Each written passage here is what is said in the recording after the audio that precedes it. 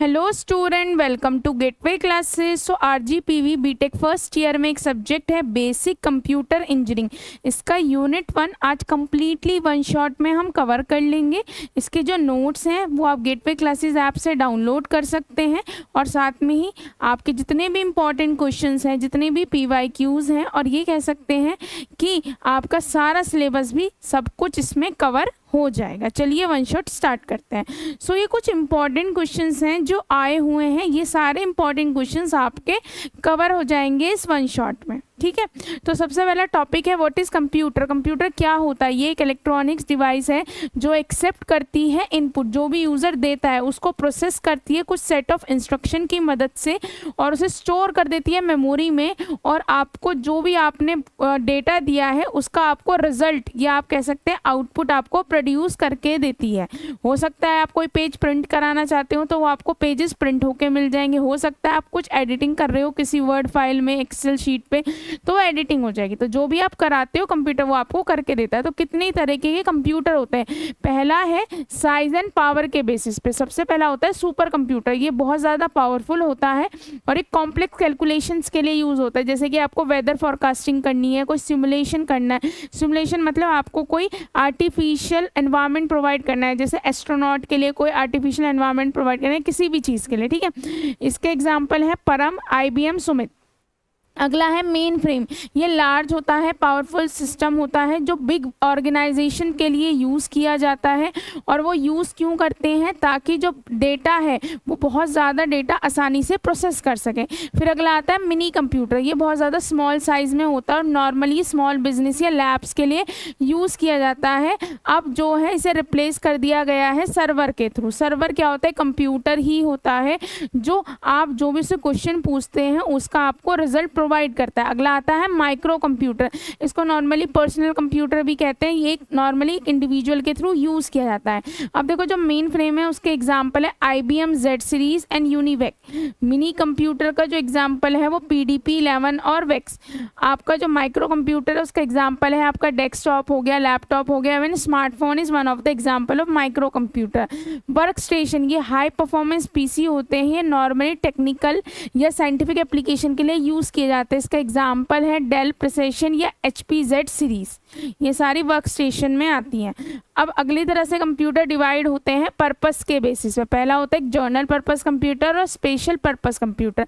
अब journal purpose computer normally आप use करते हैं ब्राउजिंग के लिए, गेमिंग के लिए या कोई प्रोग्रामिंग। आप जैसे प्रोग्रामिंग लैंग्वेजेस सीखेंगे, C, जावा, तो उसके लिए यूज़ किया जाता है। एग्जाम्पल है डेस्कटॉप PC या लैपटॉप्स। स्पेशल पर्पस मतलब कि किसी स्पेसिफिक टास्क के लिए, जैसे आपको कोई कंट्रोलिंग मशीन के लिए यूज़ करना है। अब कंट्रोलिंग मशीन कुछ भी हो सकती है। देखो आपकी वॉशिंग मशीन हो सकती है, वो भी one of the controlling machine है। उसके मशीन धुलती है, तो वॉशिंग मशीन के जो आपको कंट्रोलर्स बनाने हैं उसके अंदर आपको कंप्यूटर चाहिए, तो आप स्पेशल पर्पस कंप्यूटर का यूज़ करते हैं। आपकी ATM में भी कहीं ना कहीं कंप्यूटर का ही यूज़ होता है, जिससे वो आपके डेटा को कलेक्ट करती है और जितना आपको अमाउंट चाहिए वो आपको प्रोवाइड करती है। अगर आपके ATM आपके मतलब कार्ड में पैसे नहीं होते तो ATM क्या मैसेज करता है कि भाई सफिशिएंट अमाउंट नहीं है, तो वो सारा कंप्यूटर से ही होता है। अब फंक्शनैलिटी के बेसिस पे होता है पहला एनालॉग। ये नॉर्मली कंटिन्यूस डेटा पे वर्क करता है, जैसे speedometer one of the example. आप स्पीड जो है 3.4 किलोमीटर से चल रहा है, 5.4 किलोमीटर से चल रहा है। या थर्मोमीटर आते हैं, डिजिटल थर्मोमीटर आते हैं, ऐसी एनालॉग भी आते हैं, वो भी वन ऑफ द एग्जांपल है, ठीक है। अगला आता है digital computer. Digital computer binary data पे वर्क करता है, 0 और 1 पे। जो नॉर्मली मॉडर्न कंप्यूटर्स हैं वो डिजिटल कंप्यूटर ही होते हैं। अगला है हाइब्रिड कंप्यूटर, जो दोनों एनालॉग और डिजिटल फीचर्स का यूज़ करते हैं, जैसे कि मेडिकल डिवाइसेस में जो भी आप यूज़ करते हैं वो वन ऑफ द एग्जांपल है हाइब्रिड कंप्यूटर का। अब और होते हैं साइंटिफिक टूल्स कुछ ना कुछ, ठीक है।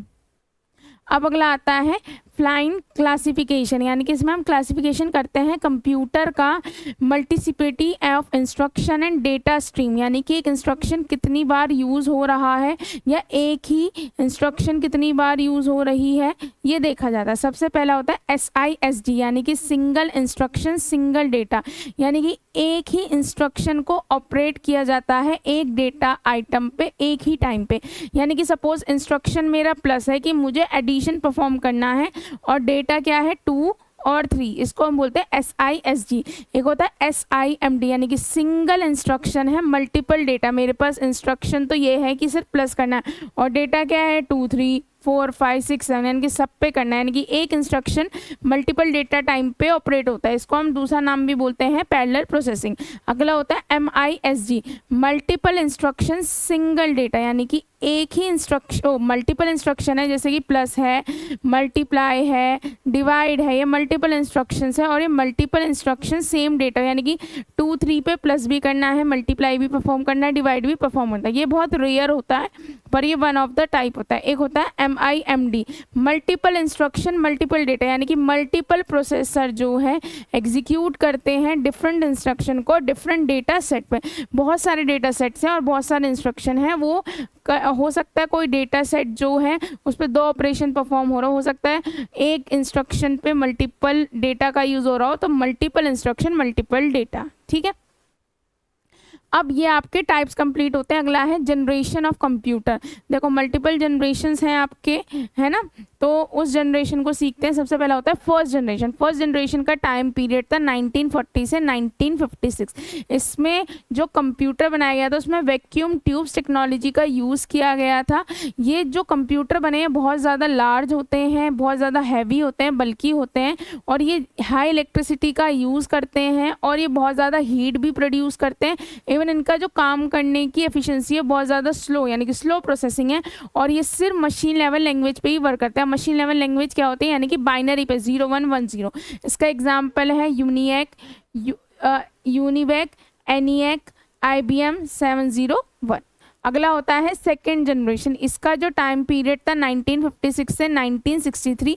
इसमें जो टेक्नोलॉजी यूज़ हुई है वो ट्रांजिस्टर हुआ है। ये इलेक्ट्रॉनिक सर्किट होते हैं जो नॉर्मली इलेक्ट्रिसिटी के फ्लो के लिए यूज़ होते हैं। तो यहाँ पे सिर्फ आप नाम याद रखिए क्योंकि यहाँ पे इलेक्ट्रॉनिक्स का हमें ऐसा कुछ पढ़ना नहीं है, ठीक है। तो आपको बस एक आइडिया होना चाहिए।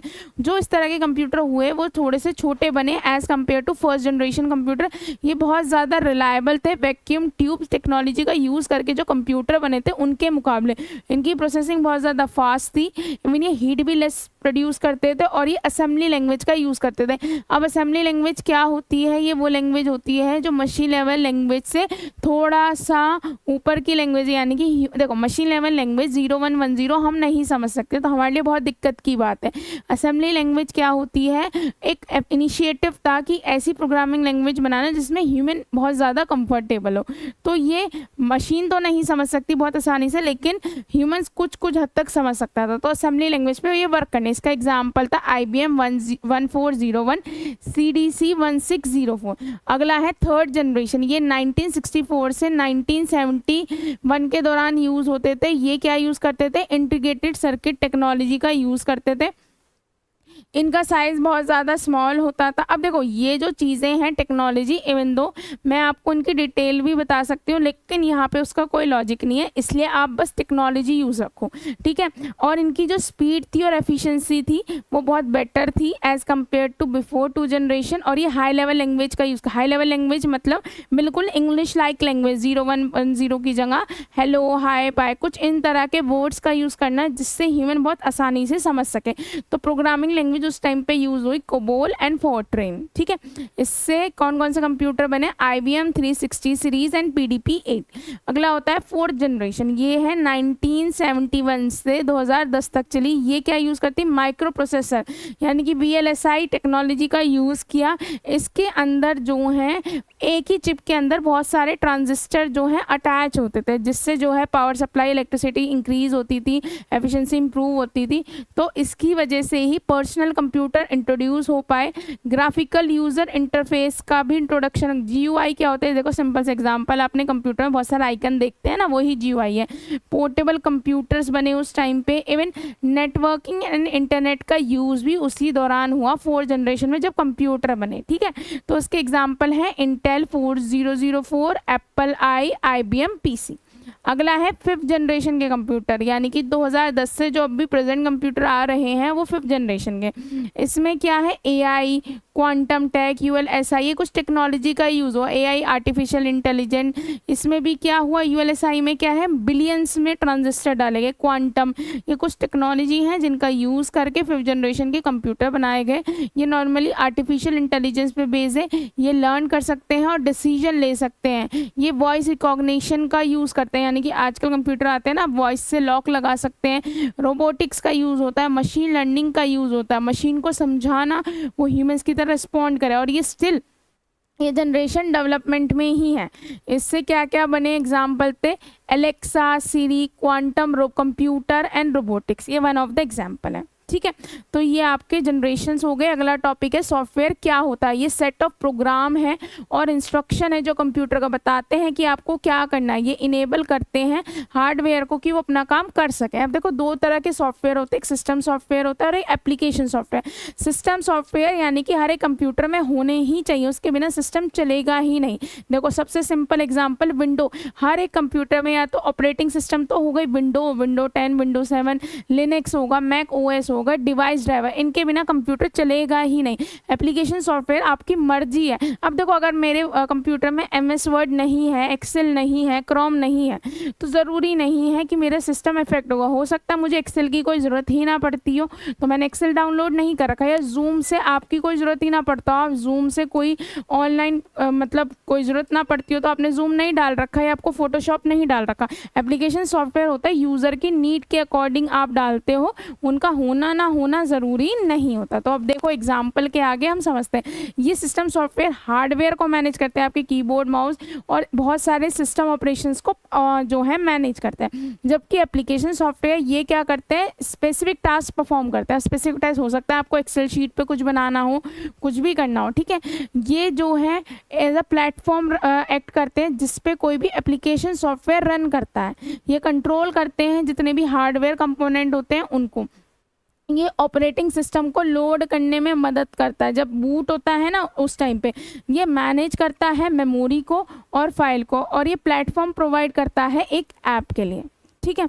जबकि एप्लीकेशन सॉफ्टवेयर क्या होता है, नॉर्मली इसका फंक्शन क्या है, अगर आप एमएस वर्ड की बात कर रहे हो तो हो सकता है आप एडिट करना चाह रहे हो डॉक्यूमेंट, हो सकता है आप क्रोम यूज़ कर रहे हो तो ब्राउज करना चाह रहे हो इंटरनेट, हो सकता है आप पावर पॉइंट यूज़ कर रहे हो तो प्रेजेंटेशन बनाना चाह रहे हो, या म्यूज़िक प्ले करना चाह रहे हो, या वीडियो। यही इनकी एप्लीकेशन, इनका होना ना होना ज़रूरी नहीं है। हर किसी कंप्यूटर में सिस्टम सॉफ्टवेयर होने ज़रूरी है। बैकग्राउंड में रन करते हैं, यूज़र से डायरेक्टली इंटरेक्ट करता है, उसको यूज़ करता है। ये जो है इंडिपेंडेंटली वर्क करते हैं ताकि कंप्यूटर सिस्टम को मैनेज कर सके। जबकि जो एप्लीकेशन सॉफ्टवेयर होते हैं उन्हें सिस्टम सॉफ्टवेयर की नीड है, उन्हीं की वजह से ये रन कर पाते हैं। अगर विंडो ही नहीं पड़ी तो कोई भी एमएस एक्सेल या आपकी वर्ड फाइल, पावरपॉइंट कुछ नहीं चलेगा, ठीक है। तो कई बार क्वेश्चन भी आ जाता है कि भाई फंक्शन क्या होता है system software and application software का। तो पहला है सिस्टम सॉफ्टवेयर क्या कंट्रोल और मैनेज करता है कंप्यूटर के हार्डवेयर को, और ये एक प्लेटफॉर्म प्रोवाइड करते हैं और सारे सॉफ्टवेयर मेनली एप्लीकेशन सॉफ्टवेयर। जबकि इसका काम क्या है, कोई यूज़र का स्पेसिफिक टास्क परफॉर्म करना, जो भी वो कराना चाहता है, कोई लिखना चाहता है, ब्राउज करना चाहते हैं, या कोई डिज़ाइनिंग करना है। हार्डवेयर कंट्रोल, ये डायरेक्टली इंटरेक्ट करते हैं हार्डवेयर से। अब देखो CPU, memory, input output device, जबकि ये कंट्रोल नहीं करते हार्डवेयर को डायरेक्टली, ये तो बस यूज़र स्पेसिफिक टास्क करते हैं। सिस्टम बूटिंग, ये मदद करता है ऑपरेटिंग सिस्टम को लोड करने में और इनिशियलाइज करने में सिस्टम को, जबकि बिना सिस्टम सॉफ्टवेयर के तो ये रन भी नहीं कर सकते जब तक सिस्टम सॉफ्टवेयर लोड ना हो जाए, ठीक है। अब रिसोर्स मैनेजमेंट, ये मैनेज करते हैं सीपीयू के टाइम को, ये हैंडल करते हैं कि सीपीयू एफिशिएंटली वर्क करे, मेमोरी को सही से एलोकेट करना हर एक उसको, एंड फाइल सिस्टम को। जबकि ये से सिस्टम रिसोर्सेज को यूटिलाइज करते हैं और जो कि प्रोवाइड किए जाते हैं किसी भी सिस्टम सॉफ्टवेयर के थ्रू। अगला है यूज़र इंटरफेस, ये प्रोवाइड करते हैं बेसिक जीयूआई या कमांड लाइन इंटरफेस, जबकि ये प्रोवाइड करते हैं टास्क स्पेसिफिक इंटरफेस, यानी कि ये जो है कॉम्प्लेक्स वर्क के लिए यूज़ होते हैं। आपको कुछ भी वर्क करना है कंप्यूटर में, कोई भी चेंज करना, वहाँ के लिए यूज़ होता है, लेकिन ये टास्क स्पेसिफिक होता है। आपको कोई बटन देखना है, टूल बार पे जाना है, कोई मेन्यू देखना है, उसके लिए यूज़ होता है। बैकग्राउंड ऑपरेशन, ये बेसिकली बैकग्राउंड में रन होता है। जैसे ऑपरेटिंग सिस्टम होता है, आपके ड्राइवर्स होते हैं, डिवाइस ड्राइवर होते हैं। जैसे ऑपरेटिंग सिस्टम क्या है, विंडो है, आपकी हर एक चीज़ को मैनेज करता है, उस पर ही तो आपके सारे एप्लीकेशन चलती हैं। ये होता है फोरग्राउंड में रन यूज़र के इंटरेक्शन के साथ, ठीक है। अब अगला क्या है, अगला क्वेश्चन आता है डेटा इन्फॉर्मेशन में डिफरेंस क्या होता है। देखो जो डेटा होता है वो नॉर्मली रॉ होता है, अनप्रोसेस फैक्ट होता है और फिगर्स होता है जिनका कोई खास मतलब नहीं है, जबकि इन्फॉर्मेशन क्या होती है, प्रोसेस होती है, कुछ ना कुछ मीनिंगफुल डेटा होता है जो डिसीजन मेकिंग में आपको मदद करता है। जैसे कि एग्जांपल ले लो पहले, जैसे कि डेटा क्या है, नंबर है 1 2 3 4, डेट्स हो गए 16 20 25, कोई टेक्स्ट हो गया, कुछ भी हो सकता है जिसका अपने आप में कोई मीनिंग नहीं। जबकि इन्फॉर्मेशन क्या है, जॉन ने 25 मार्क्स स्कोर करे हैं एग्जाम में, इट्स एन इन्फॉर्मेशन। तो जब आप उसकी प्रोसेसिंग करते हो तो वो इन्फॉर्मेशन बन जाता है। डेटा क्या होता है, अनप्रोसेस फैक्ट्स एंड फिगर होते हैं। इसका नेचर क्या होता है डेटा का, ये अनऑर्गेनाइज होता है और मीनिंगलेस होता है, जबकि ये ऑर्गेनाइज होता है और मीनिंगफुल होता है। इसका पर्पस क्या होता है, ये नॉर्मली प्रोसेस होने के लिए बनता होता है, जबकि इन्फॉर्मेशन कुछ भी इन्फॉर्म करता है और डिसीजन लेने में मदद करता है। यूज़फुलनेस, ये खुद यूज़फुल नहीं है जब तक इसे प्रोसेस ना करा जाए, ये यूज़फुल है और इसको आप समझ सकते हो आसानी से। ये किस फॉर्मेट में मिलता है डेटा, रॉ फॉर्मेट में। रॉ का मतलब होता है जिसका अनस्ट्रक्चर्ड है, जबकि ये प्रेजेंटेड होता है एक अंडरस्टैंडेबल फॉर्म में जो यूज़र आसानी से समझ सके।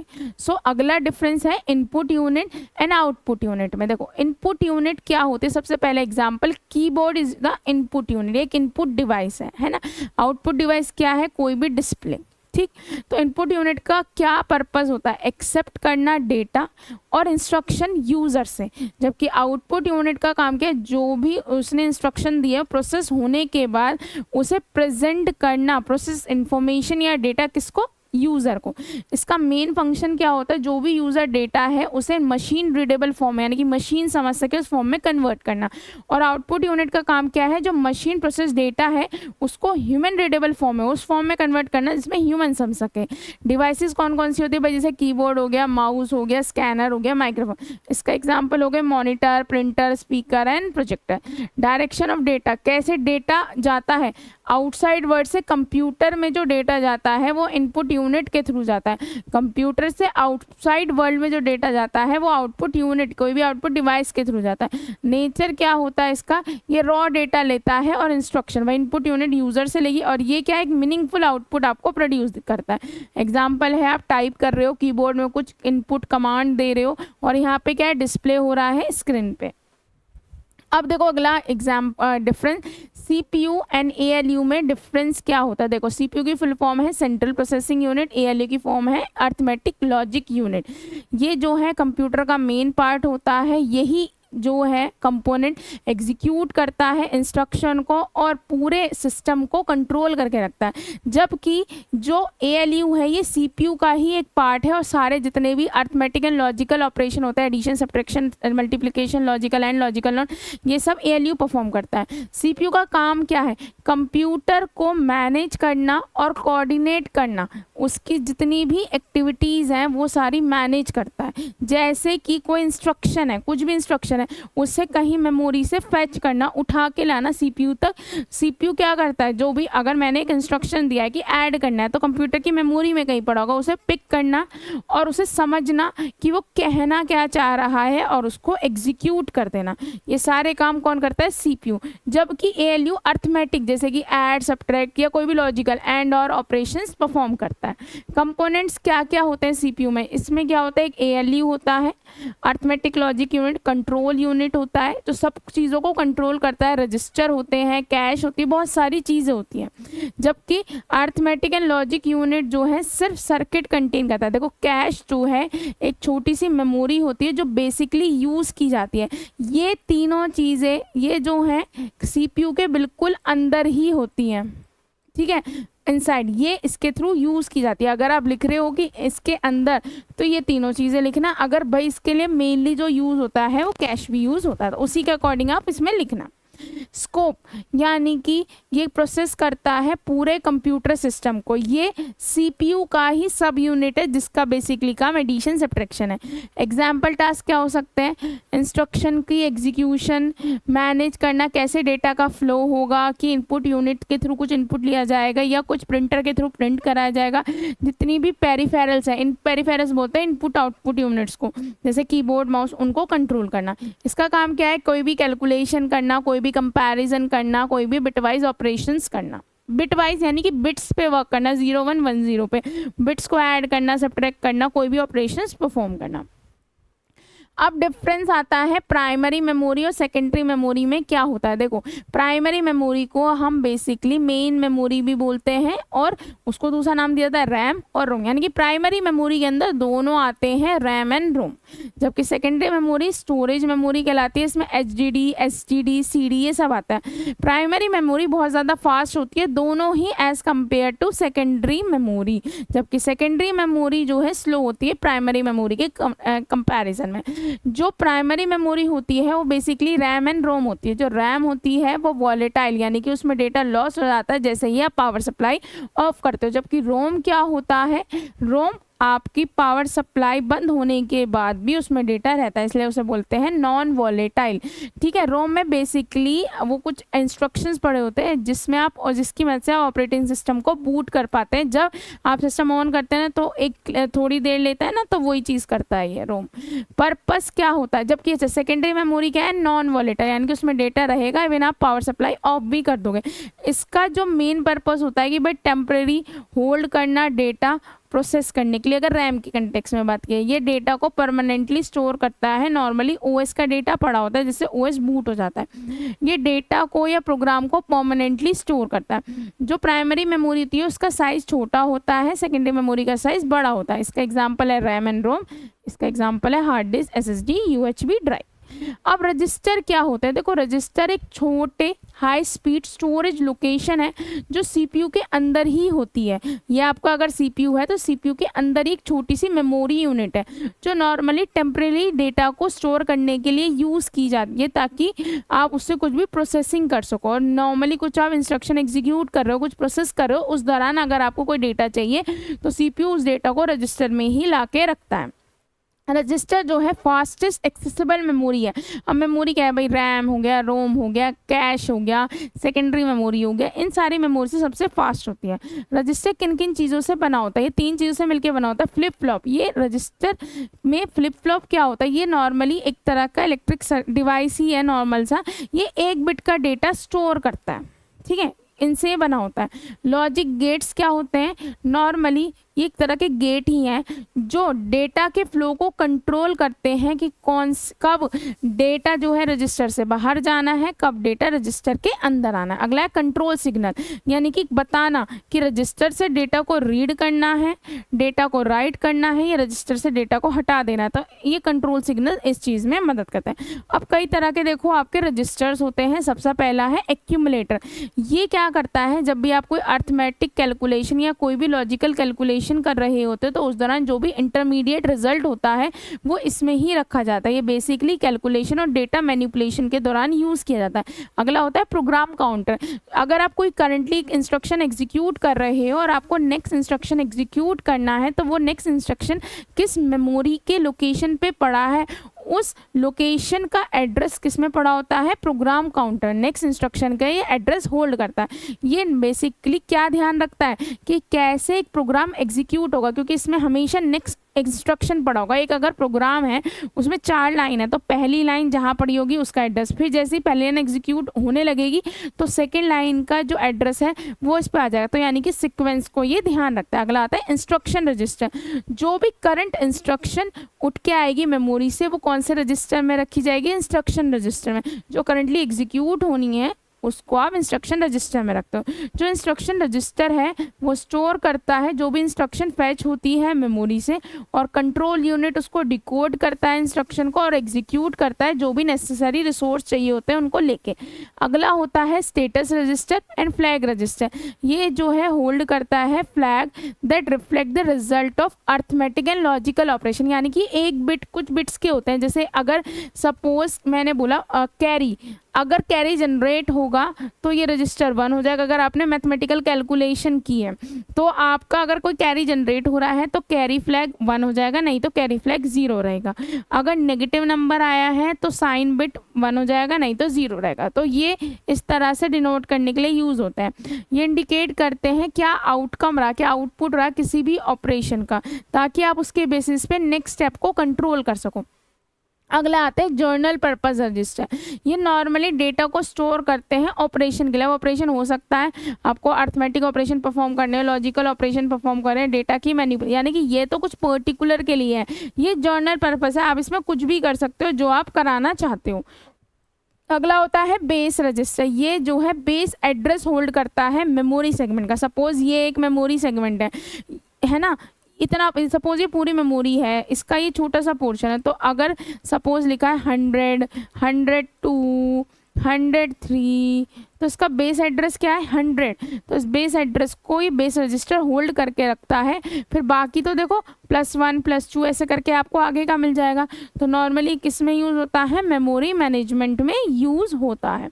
अगला है मेमोरी एड्रेस रजिस्टर, कि क्या होल्ड करता है, एड्रेस किसका, उसका मेमोरी का एड्रेस जो लोकेशन एक्सेस होनी है, यानी कि ये सेंड करता है मेमोरी का एड्रेस मेमोरी यूनिट को, ताकि उसे पता चल जाए कि किस लोकेशन से डेटा या इंस्ट्रक्शन फैच होना है या स्टोर होना है। ठीक है, ये मेमोरी का एड्रेस बताता है जहाँ पे डेटा को लिखा जाना है या जहाँ से डेटा को आपको पिक करना है। ठीक है, आपको क्या सीपीयू को रीड करने के लिए। अगला होता है मेमोरी बफर रजिस्टर।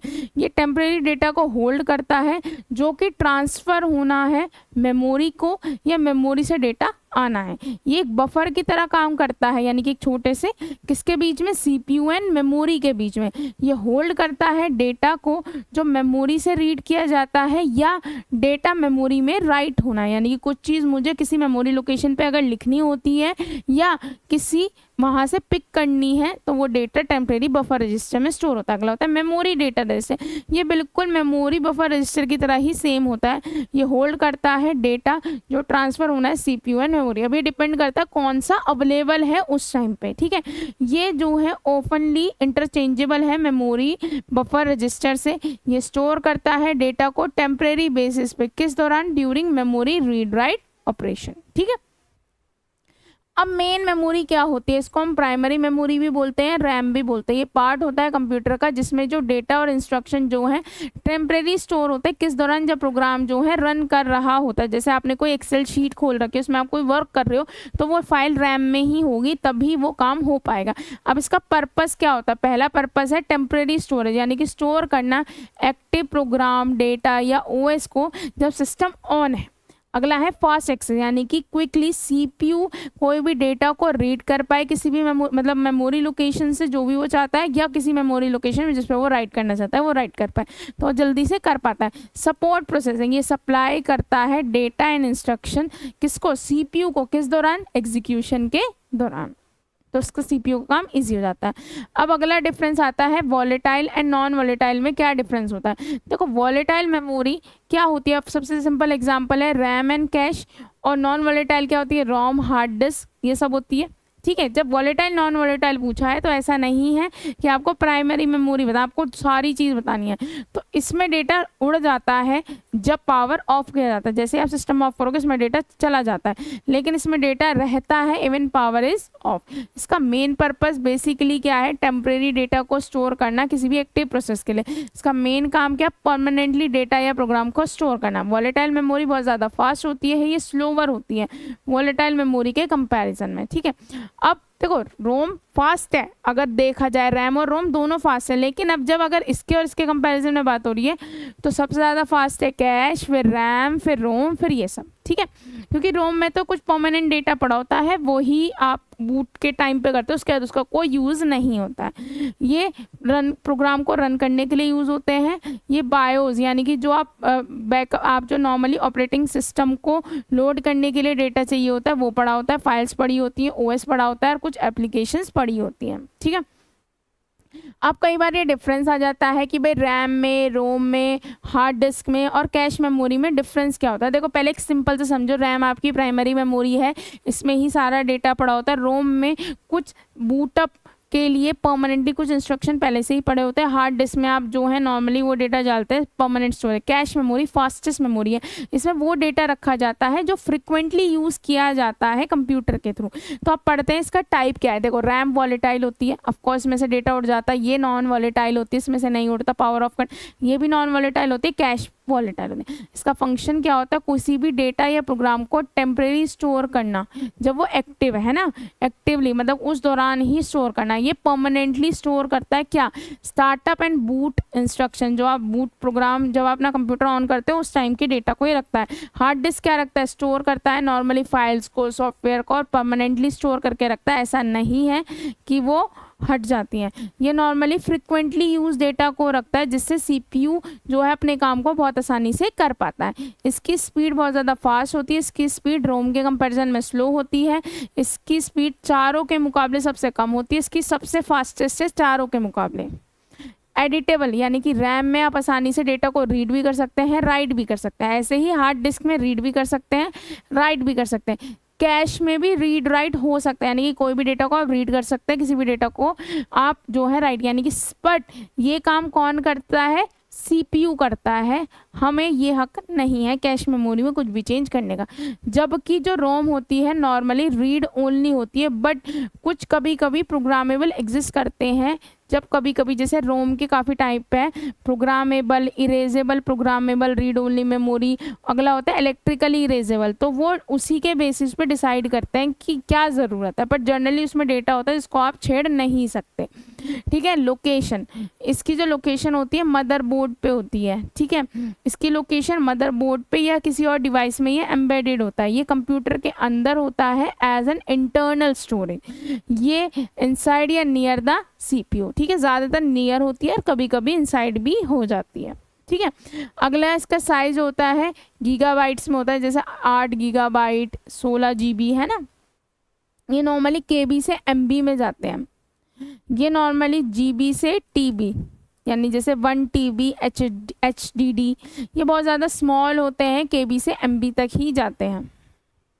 अब इसमें और क्या यूसेज, ये नॉर्मली रैम जो है ओएस को रन करने के लिए, ऐप्स को रन करने के लिए, टास्क, रोम जो है normally booting and firmware storage के लिए यूज़ होता है। ये नॉर्मली लॉन्ग टर्म के लिए, जब आपको बहुत ज़्यादा लॉन्ग टर्म में डेटा को स्टोर करना है तो उस टाइम पे आप इसका यूज़ करते हैं। कैश जो है एक्सेस टाइम को बचाता है, क्योंकि जो डेटा फ्रिक्वेंटली यूज़ करता है सीपीयू से कैश में डाल देता है, इससे वो बहुत आसानी से डेटा को एक्सेस कर पाता है। डेटा रिटेंशन, यानी कि जैसे ही पावर ऑफ होगा इसमें से डेटा उड़ जाता है। इसमें डेटा परमानेंटली रहता है, इवन पावर सप्लाई ऑफ भी हो जाए इसमें भी डेटा परमानेंटली ही रिटेन रहता है। इसमें लॉस हो जाता है जैसे ही पावर ऑफ होता है। क्या कॉस्ट है, देखो ये मॉडरेट कॉस्ट का होता है, ये एक्सपेंसिव है इवन फॉर स्मॉल साइज में भी, ये चीपेस्ट है, ये बहुत ज़्यादा एक्सपेंसिव है पर जीबी के हिसाब से। ठीक है, अब इसके एग्जाम्पल क्या है, DDR4 8 GB RAM, bio chips, EPROM है ना, ये है 1T SSD, HDD, L1 L2, cash के कई सारे लेवल होते हैं इन इंटेल सीपीयू। ठीक है, तो ये वन ऑफ द एग्जाम्पल हो गए। देखो अब मैं आपको बता रही हूँ, कई बार आपको लगेगा कि बहुत सारी चीज़ें जो हैं आपने मतलब ये है कि कुछ चीज़ें आपको इलेक्ट्रॉनिक्स की दिखेंगी, तो वहाँ पे आपको नाम ही जानना ज़रूरी है, उसकी डिटेल में कोई ज़रूरत नहीं, इसलिए जो इम्पॉर्टेंट है वो मैं आपको बता रही हूँ। अब देखो कई बार डिफरेंस होता है, रैम जो है प्राइमरी मेमोरी होती है, ये 2 तरह की होती है, S RAM and D RAM. S RAM मतलब स्टैटिक रैम, डी रैम मतलब डायनेमिक रैम, या बोल सकते हैं डायनेमिक रैंडम एक्सेस मेमोरी। इसकी full form static random access और ये होता है डायनेमिक रैंडम एक्सेस। ये कौन सी स्टोरेज टेक्नोलॉजी, यानी कि डेटा को स्टोर करने के लिए बेसिकली फ्लिप फ्लॉप का यूज़ करता है। टिपिकली 6 ट्रांजिस्टर यूज़ होते हैं पर बिट, ये एक ट्रांजिस्टर और एक कैपेसिटर का स्टोर करता है। रिफ्रेशिंग, इसमें स्टैटिक रैम का मतलब है आपको रिफ्रेश करने की ज़रूरत नहीं है, इसमें डेटा तब तक रहेगा जब तक पावर सप्लाई ऑन रहेगी कंप्यूटर सिस्टम की। लेकिन डायनेमिक रैम में क्या होता है, आपको फ्रिक्वेंट रिफ्रेशिंग की ज़रूरत है ताकि आपका डेटा डी रैम में रह सके, इवन पावर सप्लाई ऑन भी है, क्योंकि थोड़ी देर बाद कुछ मिलीसेकंड बाद इसमें से डेटा हट जाता है क्योंकि कैपेसिटर की वजह से। इसकी स्पीड बहुत ज़्यादा फास्ट होती है, इसकी एसएम के कंपैरिजन में स्लो होती है। ये इसकी डेंसिटी लो होती है, ये बहुत कम बिट्स यूज स्टोर कर पाता है बिट पर चिप, क्योंकि बिट्स में ही डेटा स्टोर होता है, 0110 उसको बिट बोलते हैं। ये हाई होता है, ये बहुत ज़्यादा डेटा को स्टोर करता है पर बिट। इसका साइज़ जो है छोटा होता है, ठीक है, इसका साइज मतलब सॉरी इसका साइज बड़ा होता है, इसका साइज स्मॉलर होता है। ठीक है, अब पावर कंजप्शन, यानी कि इसकी कंजप्शन लोअर है, कम है क्योंकि इसमें कोई रिफ़्रेश करने की नीड नहीं होती। इसकी कंजप्शन पावर की ज़्यादा क्योंकि कांस्टेंट रिफ्रेशिंग की आपको ज़रूरत पड़ती रहती है। अगला कॉस्ट की बात की जाए तो ये बहुत ज़्यादा एक्सपेंसिव है इसे बनाना, ये चीपर है मतलब सस्ता है ये। स्टोरेज कैपेसिटी, इसकी कैपेसिटी कम होती है क्योंकि आपको बहुत ज़्यादा कंपोनेंट चाहिए होते हैं। पर बिट इसकी कैपेसिटी ज़्यादा होती है क्योंकि इसका जो बनाने का तरीका है, सेल डिज़ाइन ऐसे होता है ऐसे, तो वो बहुत ज़्यादा सिंपल होता है। रिलायबल, देखो ये ज़्यादा रिलायबल होता है क्योंकि रिफ्रेशमेंट की ज़रूरत नहीं होती है। लेस रिलायबल होता है लॉन्ग ड्यूरेशन के लिए क्योंकि कुछ समय बाद इसमें से डेटा उड़ सकता है। मेरिट्स देखी जाए तो बहुत ज़्यादा एक्सेसिबल है, मतलब एक्सेस स्पीड फास्ट है, रिलायबल है, स्टेबल है। इसकी क्या है, स्टोरेज कैपेसिटी ज़्यादा होती है। इसका साइज़ जो है पर बिट, ये बिट है वो स्मॉलर होता है। इसमें डीमेरिट्स क्या है, ये देखो ये थोड़ा एक्सपेंसिव है, थोड़ा लार्ज है साइज़ में, तो ऑफ कोर्स ये आपके जो कंप्यूटर है उसमें ज़्यादा स्पेस लेगा। लेस स्टोरेज है पर चिप, जबकि ये कांस्टेंट रिफ्रेशिंग की से ज़रूरत पड़ती है, इसकी वजह से पावर कंजप्शन ज़्यादा होता है ऑफ कोर्स, और ये लेस रिलायबल है क्योंकि भाई हो सकता है डेटा इसमें से उड़ जाए। अब अगला आता है बस। देखो बस क्या है, एक तरह का कम्युनिकेशन पाथवे है। कंप्यूटर में बस क्या है, एक पाथवे है, कलेक्शन ऑफ वायर्स है एक तरह से, जिनकी मदद से आप डेटा को ट्रांसफ़र कर सकते हैं, एड्रेस को ट्रांसफ़र कर सकते हैं और कोई भी कंट्रोल से। आप डेटा कुछ भी हो सकता है, कोई फाइल हो सकती है, कुछ भी। एड्रेस क्या, कोई लोकेशन हो सकता है जहाँ से सीपीयू को डेटा को रीड करना है, जहाँ से डेटा को कुछ उसे राइट करना है। जिसमें कंट्रोल सिग्नल यानी कि उसे रीड कराना है, सीपीयू को मेमोरी लोकेशन से राइट कराना है, क्या कराना है, ठीक है। ये नॉर्मली इसलिए यूज़ होता है किस between different component of computer, जैसे कि भाई सीपीयू हो गया, मेमोरी हो गया, इनपुट आउटपुट डिवाइस हो गया। अब देखो आपके ये कंपोनेंट है, सीपीयू हो गया, मेमोरी हो गया, इनपुट आउटपुट यूनिट हो गया। सबसे पहले डेटा बस, ये डेटा को ट्रांसफ़र करने के लिए यूज़ होती है। ये बस आर्किटेक्चर भी है, सीपीयू से मेमोरी में, मेमोरी से सीपीयू में, सीपीयू से इनपुट आउटपुट यूनिट में, आउटपुट यूनिट से सीपीयू में। इसलिए डेटा बस बाई डायरेक्शनल होती है, यानी कि सीपीयू से डेटा मेमोरी में भी जा सकता है, मेमोरी से सीपीयू में भी हो सकता है। कोई इनपुट यूनिट कुछ सीपीयू को डेटा प्रोवाइड कर रही हो जिससे वो मेमोरी में जाए, और हो सकता है सीपीयू ने कोई कमांड दी हो, कोई पेज प्रिंट होनी हो, तो इसलिए डेटा बस बाई डायरेक्शनल होती है। अगला होता है एड्रेस बस, ये एड्रेस को स्टोर करती है। ये क्या होती है, यूनिडायरेक्शनल, हमेशा सीपीयू ही एड्रेस जनरेट करेगा मेमोरी का या किसी भी इनपुट आउटपुट डिवाइस का, कि उसे किस मेमोरी लोकेशन से डेटा को रीड करना है या किस मेमोरी लोकेशन पे डेटा को राइट करना है, या मुझे कोई चीज़ प्रिंट करानी है यानी कि मुझे आउटपुट डिवाइस की ज़रूरत है या कुछ इनपुट लेना है। अब कंट्रोल बस की बात की जाए, यानी कि कंट्रोल सिग्नल जनरली 90%, देखो ये चीज़ आप समझो, 90% सीपीयू ही कमांड देता है कि आपको जो है इस मेमोरी लोकेशन से डेटा को रीड करना है, राइट करना है, या इस डिवाइस से इनपुट डिवाइस से इनपुट लेना है, या आउटपुट डिवाइस पे कुछ भी पेजेस ये फाइल पहुँचानी ताकि ये प्रिंट हो सके। यानी कि कंट्रोल बस अभी देखने में तो लग रही है यूनिडायरेक्शनल, लेकिन अब ऐसे समझो एक ही प्रिंटर है, अब दो लोग उसे यूज़ कर रहे हैं, तो यानी कि वो शेयरेबल है। अब किसी का प्रिंट हो रहा है और मुझे नहीं पता और मैं प्रिंट की कमांड दे दूं, तो प्रिंटर मुझे एक मैसेज डालेगा कि करंटली जो है मैं बिज़ी हूँ, तो वो एक सिग्नल भेजेगा इंटरप्ट का कि करंटली आई एम बिज़ी, तो वो कंट्रोल बस से ही तो जाएगा। यानी कि आप दूसरा, जब प्रिंटर फ्री हो जाएगा तो वो सीपीयू को एक मैसेज बोलेगा कि नाउ आई एम फ्री, मैं आपका पेज प्रिंट कर सकता हूँ। तो यानी कि कई बार 90% तो सीपीयू ही कंट्रोल सिग्नल्स भेजता है, बट कई बार जब कोई चीज़ शेयरेबल होती है तो कई बार इंटरप्ट आता है तो सीपीयू पे भी इंटरप्ट जाता है, कंट्रोल सिग्नल जाता है। कई बार आपके फ़ोन की बैटरी लो होता है तो एक मैसेज आता है पॉपअप, कई बार वो क्या कर देता है, अपने आप बहुत सारी चीज़ें बंद कर देता है। तो कंट्रोल बस भी बाई डायरेक्शनल होती है, बट कभी कभी 90% उसे हम यूनिडायरेक्शनल रखते हैं। तो चलो डिफरेंस पढ़ते हैं। देखो अगर आप चाहें किसी भी चीज़ को, अगर आपको लगता है कि मुझे बढ़ा के लिखना है तो रादर देन टेबल आप उसे पॉइंट्स में भी लिख सकते हैं। तो data bus normally actual data को ट्रांसफ़र करती है सीपीयू से मेमोरी या मेमोरी से सीपीयू या सीपीयू से इनपुट आउटपुट, वाइस वर्सा। जबकि एड्रेस बस क्या कैरी करती है, मेमोरी या किसी भी इनपुट आउटपुट डिवाइस का एड्रेस, कहाँ से, सीपीयू से। ये क्या करती है, कंट्रोल सिग्नल्स को कैरी करते हैं। कंट्रोल सिग्नल क्या होता है, रीड करना है, राइट करना है, ताकि वो मैनेज कर सके सके ऑपरेशन। इसमें किस तरह के सिग्नल जाते हैं, कैरी करती है डेटा को, यानी कि 0 एंड 1। ये बाइनरी एड्रेस यानी कि कोई भी मेमोरी लोकेशन, ये कोई भी कंट्रोलिंग कमांड हो सकती है, कोई कमांड है, कोई कंट्रोल सिग्नल है। इसका डायरेक्शनल क्या है, ये बाई डायरेक्शनल होती है, यानी कि दोनों साइड डेटा जा सकता है। ये हमेशा यूनी डायरेक्शनल होती है, मोस्टली ये यूनी डायरेक्शनल होती है कंट्रोल बस, बट कभी कभी ये बाई डायरेक्शनल भी होती है। विड्थ यानी कि ये जो बस है ये कितने बिट ऑफ डेटा एक बार में भेजेगा, ये 8 बिट भी भेज सकता है, 16 बिट भी भेज सकता है, 32 और 64 बिट भी भेज सकता है, डिपेंडिंग अपॉन आपके डेटा बस का साइज क्या है। विड्थ अगर बात की जाए एड्रेस के विड्थ की, नॉर्मली कि कितने बिट का ये एड्रेस भेजेगा, 3 बिट का, 4 बिट का, कितने बिट का, ठीक है। इसमें नॉर्मली फ्यूअर लाइन यूज होती है, नॉर्मली नंबर ऑफ, अगर आपके पास 4 कंट्रोल सिग्नल है तो उसी हिसाब से आपकी लाइंस होती है, इसमें ज़्यादा लाइंस नहीं होती। विड्थ का मतलब कितनी चौड़ी है, अगर सड़क है तो उसमें कितने एक टाइम पे 2 व्हीकल एक साथ जा सकते हैं, 3 ऐसे। इसका फंक्शन क्या होता है, मेनली ये डेटा को मूव करती है प्रोसेसिंग के लिए, ये लोकेट करती है किस लोकेशन पे डेटा को रीड या राइट करना है, ये कोऑर्डिनेट करती है रीड राइट की, रीड कराना है, राइट कराना है, कोई इंटरप्ट हुआ है या क्लॉक के साथ सिंक्रोनाइज करना है। इसका एग्जांपल है, अगर मुझे 45 वैल्यू ट्रांसफ़र करनी है मेमोरी से सीपीयू में, तो यानी कि डेटा है, मुझे मेमोरी एड्रेस किस पे करनी है, ये करनी है, या मुझे रीड कराना है, राइट कराना है, ये सिग्नल आएगा, ठीक है। अब अगला आता है 16 बिट इंस्ट्रक्शन फॉर्मेट, यानी कि मेरा ये इंस्ट्रक्शन है, एक इंस्ट्रक्शन लिखा होता है, नॉर्मली कंप्यूटर में बिट्स में लिखा होता है। तो 16 बिट्स अगर इंस्ट्रक्शन फॉर्मेट की बात की जाए तो यानी कि हर एक इंस्ट्रक्शन सीपीयू में कितने बिट्स का होगा, 16 बिट का, यानी कि 2 बाइट का। छोटी सी बिट को 0 या 1 को हम बिट बोलते हैं, अगर 8 बिट को कंबाइन कर दिया जाए तो उसको एक बाइट बोलते हैं। 16 बिट में 2 बाइट्स हो जाएंगी।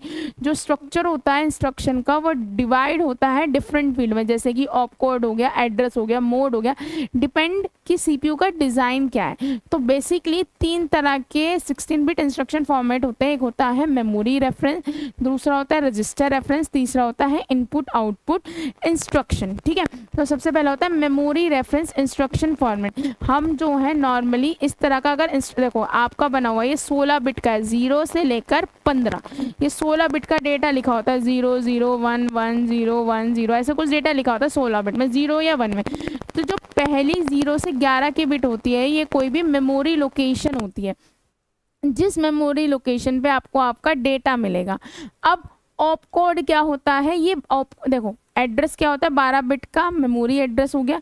ऑप कोड क्या होता है कि आपको इस लोकेशन पे जाके क्या मिलना है, मतलब कि कोई डेटा मिला 2 और 3, तो उसको ऐड करना है। सबकेट ऑपरेशनल कोड, क्या ऑपरेशन परफॉर्म करना है, उस डेटा को ऐड करना है, रीड करना है, राइट करना है, उसे प्रिंटर तक भेजना है, क्या करना है, तो ये बताता है।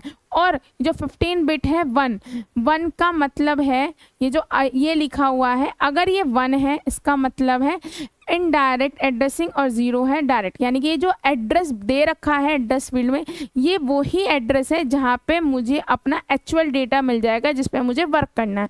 लेकिन अगर 1 है इसका मतलब है इनडायरेक्ट एड्रेस, यानी कि इस लोकेशन पे जाकर, लेट ये लोकेशन थी x, तो इस लोकेशन पे जाके मुझे वो एड्रेस मिलेगा जहाँ पे मेरा एक्चुअल डेटा पड़ा है। तो ये इस तरह से इंस्ट्रक्शन फॉर्मेट को डिवाइड किया गया।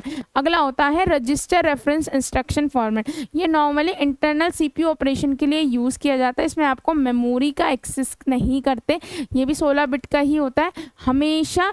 जो ये बिट होती हैं 12 13 14 ये 1 1 1 ही होती है। ये डिफ्रेंशिएट करने में मदद करती है कि ये मेमोरी रेफरेंस इंस्ट्रक्शन नहीं है। और यहाँ पे ये जो 0 होता है ये रिप्रेजेंट करता है, देखो ये दोनों 1 1 है। अगर आप बात की जाए इनपुट आउटपुट इंस्ट्रक्शन फॉर्मेट की और रजिस्टर की, अगर बात की जाए दोनों 1 1 है, ये दोनों ऑप कोड दोनों 1 1 होने का मतलब ये होता है कि ये दोनों ऑपरेशन जो है मेमोरी रेफरेंस इंस्ट्रक्शन नहीं है, यानी कि मेमोरी पे वर्क नहीं करना है। अगर ये 15 बिट की वैल्यू 0 है इसका मतलब है कोई भी रजिस्टर से रिलेटेड ऑपरेशन हो, यानी कि रजिस्टर में ऐड ऑपरेशन परफॉर्म करना है, कुछ भी करना है। अब जैसे कि अगर अब ये आपको बताता है अब कौन सा ऑपरेशन करना है। ये आपकी जो 0 से 11 की बिट्स हैं, यानी कि आपकी जो 12 बिट हैं ये बताती हैं। सपोज लिखा है 0000, हो सकता है वो क्लियर करा, वो ऑपरेशन हो एक्यूमुलेटर को क्लियर कराने का, हो सकता है एक्यूमुलेटर में जो डेटा पड़ा है कॉम्प्लीमेंट कराने का, हो सकता है एक्यूमुलेटर में जो डेटा पड़ा है उसकी एक वैल्यू इंक्रीज कर दो या सर्कुलर शिफ्ट कर दो। ये कुछ ऑपरेशंस हैं, ये ऑपरेशन ऐसे लिखे होते हैं, जैसे सपोज 0000 इस 12 बिट 00, तो अगर 00 आता है इसका मतलब है मुझे एक्यूमुलेटर को क्लियर करना है, अगर 00001 है तो मुझे कॉम्प्लीमेंट करना है एक्यूमुलेटर का। अब ऐसे ही अगर मैं देखो इनपुट आउटपुट इंस्ट्रक्शन की बात की जाए तो आपकी जो 12 से लेकर 15 बिट है ये 1 होती है। ये क्या डिफरेंशिएट करती है दोनों बिट कि ये मेमोरी यानी कि मेमोरी पे वर्क करनी है। अब ये 1 है, ये बता रहा है कि ये इनपुट यानी कि या तो इनपुट डिवाइस का यूज़ करना है या आउटपुट डिवाइस का यूज़ करना है। क्या करना है, अब कोई भी इनपुट आउटपुट ऑपरेशन क्या होगा, ये इन बिट से डिसाइड होगा कि आपको इनपुट करना है, कुछ आउटपुट लेना है, स्किप करना है या कुछ भी वर्क करना, कोई भी इनपुट आउटपुट ऑपरेशन करना है। ये 12 बिट्स बताती है। ये दोनों बिट्स बताती हैं कि ये मेमोरी रेफरेंस नहीं है और ये बिट बताती है कि ये रजिस्टर नहीं होके इनपुट है। ठीक है, तो ये ऑपरेशंस होते हैं। जैसे इस इंस्ट्रक्शन में जो 00110 लिखा होता है उससे ही सीपीयू को पता चलता है कि अच्छा जो आप ये कमांड दे रहे हो कीबोर्ड से कंट्रोल पी यानी कि प्रिंट करेगा, लेकिन ये इंस्ट्रक्शन है आपके लिए तो सिंपल है। सीपीयू को इसे 0110 में कन्वर्ट करेगा, सीपीयू को दिखेगा अच्छा यानी कि प्रिंट का है, तो यानी कि 111 यहाँ पे क्या होगा इंस्ट्रक्शन में, जब ये कन्वर्ट हुआ होगा तो ये 11 होगा, ये भी 11 होगा और इसमें कोई 0010 जो भी प्रिंट करने के लिए ऑपरेशन कंप्यूटर में पहले से फीड होगा वो यहाँ पे लिख दिया जाएगा। तो इस तरह से यूज़ होता है। अगला इंस्ट्रक्शन सेट क्या होते हैं। देखो इंस्ट्रक्शन सेट क्या है, इंस्ट्रक्शन का कलेक्शन है जो कंप्यूटर समझता है और उसे एग्जीक्यूट करता है। ठीक है, is a collection of all instruction that CPU can understand and execute. ठीक है, इसे वो समझ सकता है। इंस्ट्रक्शन क्या बताते हैं, इंस्ट्रक्शन बताता है कि सीपीयू को कौन सा ऑपरेशन परफॉर्म करना है, उसे कोई डेटा को ट्रांसफ़र करना है यानी कि उसे कोई मेमोरी लोकेशन से किसी रजिस्टर में डेटा को लोड करना है या किसी मेमोरी लोकेशन में डेटा को स्टोर करना है या उसे कोई अर्थमेटिक ऑपरेशन परफॉर्म करना है यानी कि उसे एडिशन सब्ट्रैक्शन करना है। तो बेसिकली जो है इंस्ट्रक्शन सेट यही बताते हैं कि कंप्यूटर को करना क्या और वो इंस्ट्रक्शन सेट को आसानी से समझ सकता है। अब इंस्ट्रक्शन साइकिल होती क्या है या बोल सकते हैं कैसे सीपीयू एक इंस्ट्रक्शन को एग्जीक्यूट करता है। सबसे पहले प्रोग्राम काउंटर में क्या पड़ा होता है, वो नेक्स्ट इंस्ट्रक्शन जो एग्जीक्यूट होना होता है। तो प्रोग्राम काउंटर जो है सेंड करता है एड्रेस उस मेमोरी लोकेशन का जहां से उसे वो इंस्ट्रक्शन मिल जाएगा जिस पे उसे वर्क करना है। अब जैसे ही उसे मिलेगा उस इंस्ट्रक्शन को फेच करने के बाद उसे वो किस में रख देगा, इंस्ट्रक्शन रजिस्टर में, यानी कि मेमोरी लोकेशन से डेटा फेच होके इंस्ट्रक्शन रजिस्टर में आ जाता है। अब इंस्ट्रक्शन रजिस्टर में आने के बाद आपके पास सीपीयू है। सीपीयू के दो पार्ट होते हैं, एक तो होता है एएलयू है ना और दूसरा पार्ट होता है सीयू। एएलयू सारे arithmetic and logical operation perform करता है। सीयू कंट्रोल यूनिट होती है जो बताती है, जिसका काम यही है कि जो इंस्ट्रक्शन रजिस्टर में पड़ा है वो समझती है, उसे डिकोड करती है और बताती है कि कौन सा एक्शन परफॉर्म करना है या क्या एक्शन होने की ज़रूरत है। जैसे ही डिकोड हो जाता है इंस्ट्रक्शन उसके बाद वो एग्जीक्यूट होता है, यानी कि ये एएलयू या और सीपीयू के कंपोनेंट जो हैं ऑपरेशन परफॉर्म करते हैं जो डिकोडिंग फेज में डिकोड हो गया है कि भाई ये इंस्ट्रक्शन ये कराना चाह रहा है, एडिशन कराना चाह रहा है, कुछ जंप कराना चाह रहा है किसी लोकेशन पे या जो भी वो कराना चाह रहा है। जैसे कई बार आप फाइल खोल रखी होती है तो आप कहीं और पे क्लिक करते हो या वहीं पे राइट करने लगते हो तो वो ये चीज़ देखता है। स्टोर, अगर रिजल्ट को किसी रजिस्टर या मेमोरी में स्टोर कराना पड़ता है तो उसे वो स्टोर कराता है, यानी कि फेच करना, उसे इंस्ट्रक्शन रजिस्टर में रखना, डिकोड उसको समझना, उसको एग्जीक्यूट करना, उसे कहीं स्टोर करना है तो स्टोर करना है। अगला टॉपिक आता है ऑपरेटिंग सिस्टम। ये एक सिस्टम सॉफ्टवेयर है जो एक तरह का इंटरफेस की तरह वर्क करता है, किसके बीच में, यूज़र के बीच में और हार्डवेयर के बीच में।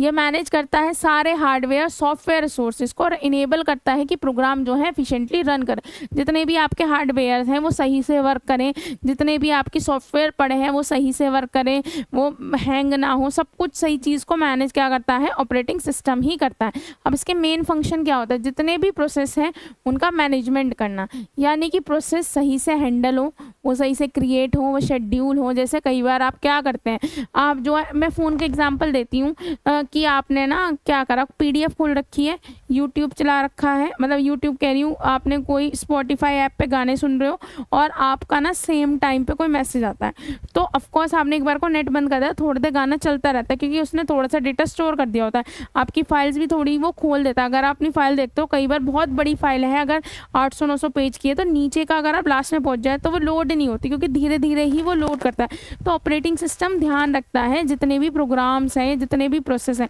कोई भी प्रोग्राम है, कोई भी प्रोसेस है, वो सही से मैनेज हो, सही से शेड्यूल हो और वो अपना काम करने के बाद सही से टर्मिनेट भी हो जाए। मेमोरी मैनेजमेंट, ये ध्यान रखता है कि जो रैम है उसमें सारे प्रोग्राम जो सही से एलोकेट हों, सही से मैनेज हों और बिना किसी कॉन्फ्लिक्ट के सारे प्रोग्राम रन हो जाए। दूसरा, ये फाइल मैनेजमेंट का ध्यान रखता है, मैनेज करता है कि जो फाइल्स हैं वो सही से मैनेज हो किसी भी स्टोरेज डिवाइस पे, यानी कि फाइल सही से क्रिएट हो जाए, रीड करना हो रीड कर लो, राइट करना हो राइट कर लो, फाइल को डिलीट कर लो, फाइल को ऑर्गेनाइज कर लो। अगला है डिवाइस मैनेजमेंट, ये जो है कंट्रोल करता है और कम्युनिकेट करता है जितने भी हार्डवेयर डिवाइसेस होते हैं, जैसे कि प्रिंटर हो गए, डिस्क हो गए। अगला है इनपुट आउटपुट मैनेजमेंट, ये मैनेज करता है जितने भी इनपुट आउटपुट ऑपरेशंस होते हैं उनको ये मैनेज करता है, जैसे भी प्रिंट कराना, कोई फाइल इनपुट ले, कुछ भी, ताकि डेटा का जो एक्सचेंज है एक्सटर्नल डिवाइस से वो सही से हो सके। ठीक है, अगला इसका फंक्शन क्या है, सिक्योरिटी एंड एक्सेस कंट्रोल, ये प्रोटेक्ट करता है जो भी सिस्टम का डेटा होता है या फाइल होती है वो अनऑथराइज वे में उसका एक्सेस ना हो, इवन ये याद ध्यान रखता है। अगला इसका काम होता है यूज़र इंटरफेस, ये एक इंटरफेस प्रोवाइड करता है जिससे यूज़र इंटरेक्ट कर सकता है सिस्टम के साथ। नॉर्मली कोई कमांड लाइन या ग्राफिकल यूज़र इंटरफेस जो आपकी फ़ोन में आइकन्स बने होते हैं उन्हीं के थ्रू आप इंटरेक्ट करते हो। रिसोर्स एलोकेशन, ये ध्यान रखता है कि CPU जो है डिस्ट्रीब्यूट हो। अब जैसे मैंने एक फाइल ओपन कर दिया और गाने भी सुन रही हूँ, तो क्या करें कि थोड़ा सा CPU, क्या जो भी काम करेगा CPU करेगा, तो CPU थोड़ा सा डेटा अगर जो है लोड कर दे, मतलब थोड़ा सा वीडियो लोड कर दे और वो दूसरी काम में लग जाए, तो इस चीज़ को मैनेज करता है। आपका जो प्रोसेसर्स होते हैं वो क्या करते हैं, वो मैनेज ही तो करवाता है ऑपरेटिंग सिस्टम उनको, तभी तो आप मल्टीटास्किंग कर पाते हैं। आप गाने भी सुन रहे हैं, आप जो है मैसेज आ रहा है मैसेज का रिप्लाई भी कर रहे हैं, बहुत सारी चीज़ें, सब काम CPU ही करता है। तो वो मैनेज करवाने का काम कि CPU अपना काम सही से कर सके, एफिशिएंटली कर सके, सब कौन ध्यान रखता है, ऑपरेटिंग सिस्टम। इवन ये मेमोरी का भी ध्यान रखता है कि मेमोरी जो है स्पेस फ्री हो जाए, डिवाइस का भी ध्यान रखता है, हर चीज़ को एफिशिएंटली ये मैनेज करता है।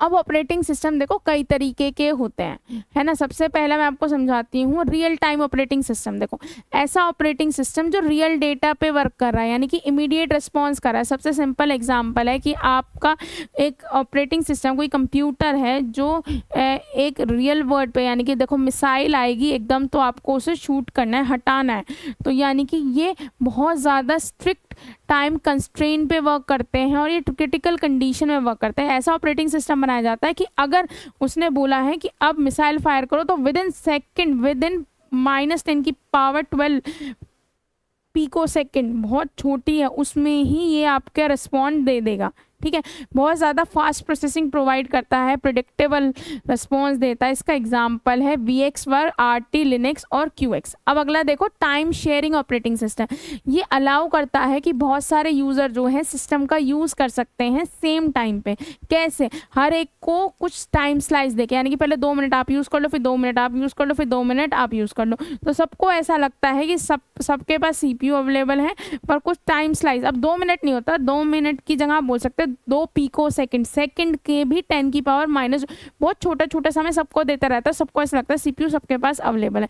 इससे क्या फ़ायदा होता है, मल्टीटास्किंग हो जाती है, CPU का टाइम शेयर रहता है। इसका एग्जाम्पल है यूनिक्स और मल्टिक्स। ठीक है, अगला देखो बैच ऑपरेटिंग सिस्टम। इसमें क्या होता है, जो जॉब्स होती है वो बैच में एग्जीक्यूट होती है बिना किसी यूज़र इंटरेक्शन के। जैसे आपके बैचेस बना दिए जाए, A section, B section, A section में अच्छे बच्चे, उसके बाद थोड़े बेकार, तो इस तरह से बैचेस बना दिए जाते हैं कि इन सारे बैचेस को प्रिंट ही होना है, जैसे 10 पेज है उनको प्रिंट ही होना है, ये 3 गाने लाइन में चलने ही है, तो ये बैचेस बन गए। जॉब्स को क्या कर लिया जाता है, कलेक्ट कर लिया जाता है, ग्रुप कर लिया जाता है और एक साथ प्रोसेस कर दिया जाता है डिपेंडिंग अपॉन बैच। इसमें कोई यूज़र का इंटरेक्शन नहीं होता एग्जीक्यूशन के दौरान, और जो भी प्रोसेसिंग होती है वो बैचेस में होती है। इसका एग्जाम्पल है IBM OS 360 और स्कोप।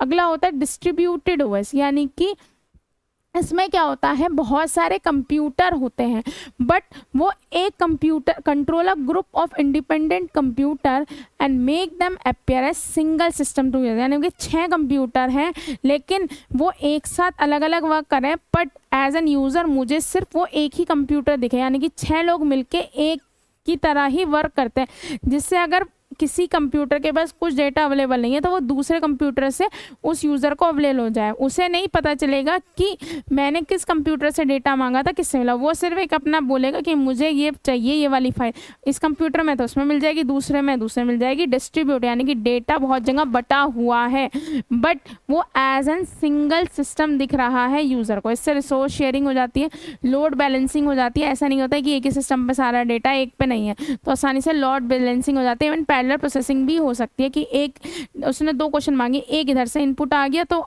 एक दूसरी जगह से, तो फास्ट रिस्पांस मिल जाता है।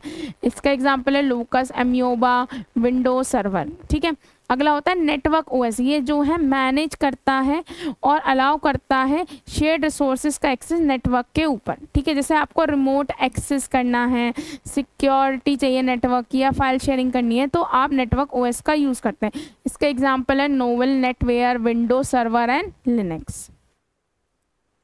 अगला है मल्टी यूज़र ओएस, यानी कि अलाउ करता है मल्टीपल यूज़र। ये क्या था, time sharing. Multiple user access कर सकते हैं सिस्टम को साइमल्टेनियसली और सेपरेटली। हर एक यूज़र का खुद का, देखो मल्टी यूज़र का मतलब हर एक यूज़र के पास अपना खुद का टर्मिनल और एनवायरनमेंट होता है, वहाँ पे एक ही सीपीयू था, वो शेयर था सब में। इसमें क्या है, सबके पास अपना टर्मिनल है और अपना एनवायरनमेंट, यानी कि ये प्रोवाइड करता है सिक्योरिटी एंड एक्सेस कंट्रोल और सिस्टम को शेयर करता है। इसका एग्जाम्पल ये है। अब मल्टी प्रोग्राम्ड ओएस, ये अलाउ करता है कि जो मल्टीपल प्रोग्राम है, देखो मेरे पास सीपीयू एक टाइम पे एक ही प्रोग्राम को एक्सेस कर सकता है। अब मेरे पास ना 3 प्रोग्राम है, पहला, दूसरा, तीसरा। अब सीपीयू क्या करेगा, एक टाइम पे एक प्रोग्राम को उठाएगा, उसे एग्जीक्यूट करेगा। अब हो सकता है कि उसे जो है इनपुट आउटपुट डिवाइस की भी नीड होती है। तो सीपीयू बस बोलते हैं जब आपको सीपीयू की नीड होती है, इनपुट आउटपुट बस बोलते हैं जब आपको इनपुट आउटपुट डिवाइस की नीड होती है। तो हो सकता है 5 सेकेंड उसे सीपीयू की नीड है और 3 सेकेंड उसे इनपुट आउटपुट की नीड है, यानी कि किसी इनपुट लेना है या कुछ प्रिंट करना है, कुछ भी काम करना है। बट जब 3 सेकेंड उसे इसकी ज़रूरत है तो सीपीयू खाली क्यों बैठे, वो दूसरा प्रोग्राम पिक कर लेगा और उसको एग्जीक्यूट करेगा। यानी कि मल्टीपल प्रोग्राम मेमोरी में रहते हैं और सीपीयू जो है स्विच करता रहता है उन प्रोग्राम के बीच में डिपेंडिंग अपॉन द नीड, जैसी उसकी एफिशिएंसी इंक्रीज हो जाती है। यानी कि उसने दूसरा प्रोग्राम उठाया, जब वो अपना काम करके आया तो वो लाइन में पीछे लग गया, फिर ये वाला आया। तो इस तरह से सीपीयू कभी फ्री नहीं बैठता है और एफिशिएंसी बढ़ती है। क्योंकि देखो मैं सपोज मैं बैठी हूँ, मैं पढ़ा रही हूँ, कोई बच्चा गया कि मैं मेरे को कॉल आ गई, तो रेदर देन खाली बैठे दूसरे बच्चों को बुला लूँ, फिर उसका काम कंप्लीट हो जाए तो पहला वाला आया वो उसे पढ़ा दूँ। तो इस तरह से मल्टी प्रोग्रामिंग होती है। ये सीपीयू की यूटिलाइजेशन बढ़ाता है। आइडियल टाइम, सीपीयू कभी भी खाली नहीं बैठता है। इवन आप जो आसानी से स्विच कर सकते हैं, मतलब जब एक जो है इनपुट आउटपुट ऑपरेशन परफॉर्म कर रहा है, दूसरा सीपीयू के पास जा सकता है। इसका एग्जांपल है यूनिक्स, आईबीएम। देखो ये दोनों सेम इसमें है, इसका मतलब ये नहीं है, देखो अलग अलग तरह के ऑपरेटिंग सिस्टम सबके लिए अवेलेबल है। अब है मल्टी प्रोसेसर ओएस। ये रन करते हैं सिस्टम में जिसमें एक या दो से ज़्यादा प्रोसेसर होते हैं, यानी कि सिंगल प्रोसेसर ना होके मल्टीपल प्रोसेसर अवेलेबल है। सारे सीपीयू जो है मेमोरी को शेयर करते हैं और एक साथ वर्क करते हैं और काम को आसान करते हैं। मतलब कि सपोज एक प्रोग्राम है तो आधा वर्क दूसरा सीपीयू कर देगा, आधा काम दूसरा पहला वाला। तो सीपीयू मल्टीपल सीपीयू होंगे तो काम आसानी से हो जाता है। इसे यानी कि पैरेलल प्रोसेसिंग हो सकती है, यानी कि अगर आपने 2 काम भेजे हैं तो एक सीपीयू एक काम कर देगा, दूसरा सीपीयू दूसरा काम कर। ऑफकोर्स हाई स्पीड होती है, परफॉर्मेंस बेटर होती है, शेयर्ड मेमोरी एक्सेस, ऑफकोर्स दोनों ही मेमोरी को एक्सेस कर सकते हैं। इसका एग्जांपल ये लिनक्स, एसएमपी, विंडो 10। अगर देखो आपको ये एग्जांपल याद ना भी रहे तो डिस्क्रिप्शन एंड फीचर आप आसानी से याद कर सकते हैं। अब अगला डिफरेंस आता है विंडो और लिनक्स में क्या होता है।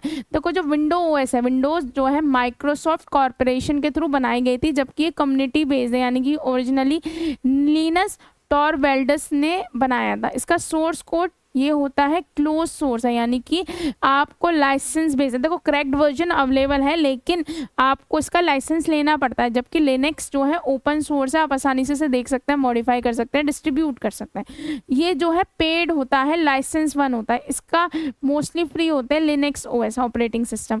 इसका जो इंटरफेस है वो GUI बेस है, बहुत ज़्यादा यूज़र फ्रेंडली है। ये GUI बस कमांड लाइन, यानी कि कमांड्स देनी पड़ती हैं आपको, इसमें थोड़ा हार्ड पड़ता है, ठीक है। अगर आप एक नॉर्मल यूज़र हैं तो आपको जो है जनरली GUI बेस्ड और यानी कि विंडोज यूज़ करते हैं। ये कस्टमाइज़ हो सकता है, इसकी कस्टमाइजेशन बहुत ज़्यादा लिमिटेड है, ये बहुत ज़्यादा कस्टमाइज़ कर सकते हो आप, बहुत सारी चीज़ें इसमें, टूल्स, थीम्स, बहुत सारी चीज़ें आप चेंज कर सकते हैं। सिक्योरिटी की बात की जाए तो वायरसेस और मालवेयर के लिए बहुत ज़्यादा वर्नेबल है, बहुत आसानी से अटैक हो सकता है, लेकिन लिनक्स बहुत ज़्यादा सिक्योर होता है, बहुत कम वायरसेस इसमें आते हैं और ये स्ट्रॉन्ग यूज़र परमिशन प्रोवाइड करता है, यानी कि बहुत ज़्यादा ऑथेंटिकेट ये होता है। अगर अपडेट की बात की जाए तो ये ऑटोमेटिक होता है, बहुत ज़्यादा ही आपको फोर्स करना होता है। ये यूज़र कंट्रोल अपडेट, अगर यूज़र बोलेगा तो ही अपडेट होंगे, वरना अपडेशन परफॉर्म नहीं होगा, ठीक है।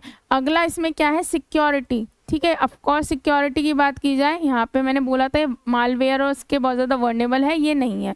अगर स्पीड एंड परफॉर्मेंस की बात की जाए तो ये बहुत ज़्यादा हैवी होता है, इसे बहुत ज़्यादा रिसोर्सेज की नीड होती है। ये बहुत ज़्यादा लाइट वेट, यहाँ पे हैवी का मतलब है इसका साइज़, GB में, MB में बहुत ज़्यादा साइज़ बड़ा होता है। ये इवन ओल्ड हार्डवेयर के साथ ही बहुत आसानी से वर्क कर लेता है। सॉफ्टवेयर कंपैटिबिलिटी, ये बहुत ज़्यादा कंपैटिबल है, बहुत ज़्यादा जो कमर्शियल सॉफ्टवेयर है, गेम्स होते हैं, उनके साथ ही आसानी से कंपैटिबल है, उसमें चल जाते हैं। लेकिन इसमें आपको इमुलेटर की नीड होती है कुछ विंडोज सॉफ्टवेयर के साथ। इसमें कौन कौन से फाइल सिस्टम, यानी कि जैसे आप कहते हैं ना कि किस फॉर्म में स्टोर होता है, इसमें NTFS और FAT32 फाइल सिस्टम का यूज़ किया जाता है फाइल को स्टोर करने के लिए, जबकि यहाँ पे XT3, XT4, XFS, BTRF इनका यूज़ किया जाता है। ये नॉर्मली विंडो कहाँ पे यूज़ होती है, होम यूज़र, ऑफिस या गेमिंग में यूज़ होता है, जबकि ये जो डेवलपर्स होते हैं, जो सर्वर्स होते हैं या टेक यूज़र्स होते हैं वो यूज़ करते हैं। कमांड लाइन इसमें ऑप्शनल है, लिमिटेड कमांड का यूज़ है। कमांड लाइन की कमांड, इसमें पावरफुल कमांड लाइन टूल्स हैं,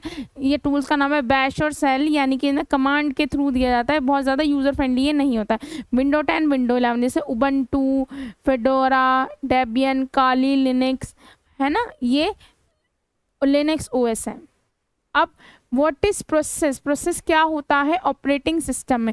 कोई भी प्रोग्राम जो एग्जीक्यूट हो रहा है, प्रोग्राम क्या है, सेट ऑफ इंस्ट्रक्शंस हैं जो आपने कंप्यूटर को दिए हैं कुछ करने के लिए, वो इंस्ट्रक्शन जब एग्जीक्यूट हो रहे होते हैं उसको ही हम प्रोसेस कहते हैं। प्रोसेस के अंदर क्या होता है, प्रोग्राम कोड होते हैं, सारी करंट एक्टिविटी होती है कि क्या वैल्यू रजिस्टर में पड़ी है, क्या चीज़ें, कौन सी लोकेशन मेमोरी की यूज़ करनी है और कौन सी फाइल ओपन है। तो प्रोसेस ये होता है कोई भी एक इंस्टेंस प्रोग्राम जो एग्जीक्यूट हो रहा होता है, कोई भी प्रोग्राम का एक इंस्टेंस, जो पूरा प्रोग्राम नहीं, सपोज प्रोग्राम की 4 लाइन एग्जीक्यूट हो रही है, उसको ही हम प्रोसेस कह देते हैं, ठीक। सिंपल लाइन में any program which is executed is called process, ठीक है। अब क्या क्या स्टेट है, पहला है न्यू, यानी कि एक प्रोसेस जो है क्रिएट किया जाता है तो वो कौन सी स्टेट में होता है, न्यू। रेडी स्टेट क्या होता है कि वो प्रोसेस जो है बन गया है और वो रेडी क्यू में पड़ा है और वो वेट कर रहा है कि CPU उसको असाइन कर दिया जाए। अगला होता है रनिंग स्टेट, यानी कि प्रोसेस को CPU एग्जीक्यूट कर रहा है। वेटिंग, यानी कि कोई इवेंट हो गया है, कुछ हो गया है तो CPU जो है वेट कर रहा है उस इवेंट के होने का। हो सकता है इनपुट आउटपुट कोई काम हो गया, हो सकता है CPU की भी नीड और उसे इनपुट आउटपुट डिवाइस, तो वो वेटिंग स्टेट में चला जाता है अपना इनपुट आउटपुट का काम करने का। अब वो सारा काम अगर कर लेता है तो हो सकता है अपना काम करने के बाद वो टर्मिनेट भी हो जाए। अब देखो ये जो दे रखी है, सबसे पहले वो न्यू बनता है, फिर वो रेडी क्यू में जाता है जहाँ से एक शेड्यूलर डिस्पैचर डिसाइड करता है कि रेडी क्यू में जितनी भी आपकी प्रोग्राम्स पड़े हैं उसमें से CPU किसको असाइन किया जाएगा।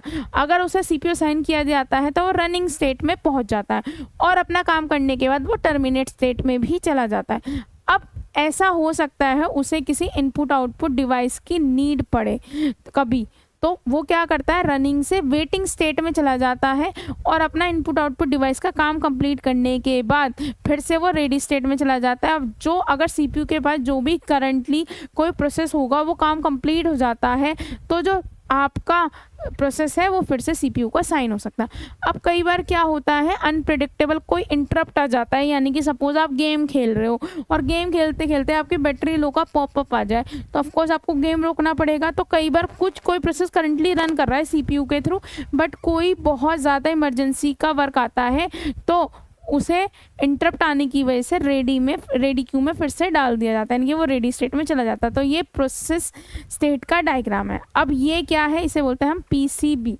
इसे पहले हम समझते हैं, फिर इसको मैं बताऊंगी। पीसीबी क्या होता है? ये एक तरह का डेटा स्ट्रक्चर है जो ऑपरेटिंग सिस्टम के थ्रू यूज़ किया जाता है ताकि किसी भी एक प्रोसेस के बारे में वो सारी इंफॉर्मेशन जान सके। ये एक तरह का आई कार्ड है हर एक प्रोसेस का, जिसमें क्या लिखा होता है कि प्रोसेस की आईडी क्या है, यानी कि हर एक प्रोसेस को आप यूनिक आइडेंटिफायर देते हो 1 2 3 4। प्रोसेस का स्टेट क्या है, वो करंटली न्यू बना है, रेडी स्टेट में है, रनिंग में है, ये किस स्टेट है। प्रोग्राम काउंटर, यानी कि कौन सा नेक्स्ट इंस्ट्रक्शन एग्जीक्यूट होना है उस प्रोसेस का, कौन कौन सी सीपीयू रजिस्टर यूज हो रहे हैं या उनकी करंट वैल्यू क्या है, कौन कौन सी, सपोज मेरे पास मेमोरी है तो मेमोरी की मैं सारी मेमोरी तो यूज़ नहीं करूँगी, कौन कौन से कहाँ तक मैं यूज़ कर रही हूँ उसके लिए पेज टेबल चाहिए होती है, कौन सा सेगमेंट यूज़ कर रही हूँ उसके लिए सेगमेंट टेबल, रजिस्टर्स की बेस रजिस्टर है उनकी लिमिट क्या है, सारी इन्फॉर्मेशन मेमोरी में पड़ी होती है। इनपुट आउटपुट स्टेटस, कौन कौन से उस प्रोसेस को इनपुट आउटपुट डिवाइसेस एलोकेट कर दिए गए हैं, कौन कौन से उसने रिक्वेस्ट किया। अकाउंटिंग इन्फॉर्मेशन कि सीपीयू का यूसेज कितना है, कितनी देर के लिए चीज़ें चाहिए, क्या जॉब की प्रायोरिटी है, यानी कि हाई प्रायोरिटी की जॉब है, यानी कि हाई प्रायोरिटी का प्रोसेस है, लो प्रायोरिटी, यानी कि एक तरह का आई कार्ड है एक प्रोसेस का, उसको हम पीसीबी बोलते हैं। देखो इसके अंदर बहुत सारी चीज़ें हैं। एक पॉइंटर नॉर्मली पॉइंट करने के लिए होता है, प्रोसेस का स्टेट क्या है, प्रोसेस नंबर क्या है, प्रोग्राम काउंटर क्या है, रजिस्टर, मेमोरी की लिमिट, यानी कि कितना मेमोरी आप यूज़ करो, कौन कौन सी फाइल ओपन करो, तो ये सारी इन्फॉर्मेशन पीसीबी के अंदर होती है। अब पीसीबी की ज़रूरत क्या होती है, देखो पीसीबी की नीड ऐसे होती है, सपोज करंटली सीपीयू किसी प्रोसेस को एग्जीक्यूट कर रहा है, अब किसी वजह से सीपीयू को इमरजेंसी में कोई और प्रोसेस एग्जीक्यूट करना पड़े, तो अब क्या है पीसीबी में जब सीपीयू जो है एक प्रोसेस से दूसरे प्रोसेस में स्विच करता है तो जो ओएस है वो करंट स्टेट पीसीबी में स्टोर कर लेता है, यानी कि मेरे आई कार्ड में P2 के लिखा जाएगा कि अच्छा ये रजिस्टर की करंट वैल्यू थी, यहाँ तक लाइन एग्जीक्यूट हो गई थी, सारी डिटेल सारी इन्फॉर्मेशन जो है इस उसमें चली जाती है। जैसे ही P2 का काम कंप्लीट होता है वो फिर से वापस आएगा तो उसे याद थोड़ी रहेगा, तो वो इस आई कार्ड को देखेगा, इस पीसीबी को देखेगा, अच्छा ये वैल्यू थी, यहाँ तक वर्क हो गया, ऐसे ऐसे सारी चीज़, यानी कि कंटेक्स्ट स्विचिंग। कंटेक्स्ट स्विच का मतलब ये होता है कि सीपीयू एक प्रोसेस से दूसरे प्रोसेस पे जब जाता है तो ओएस जो है करंट स्टेट जो है पीसीबी में स्टोर कर लेता है और रिस्टोर करता है नेक्स्ट प्रोसेस की, यानी कि अब P2 का भी तो आई कार्ड देखना पड़ेगा कि P2 में क्या डेटा है, क्या चीज़ करानी है, तो इसमें मदद करता है, यानी कि हेल्प करता है प्रोसेस को मैनेज करने में और ट्रैक करने में। ये इवन इनेबल करता है क्या, आपकी मल्टीटास्किंग, प्रोसेस की शेड्यूलिंग, सारी चीज़ों को ये मैनेज कर देता है आसानी से।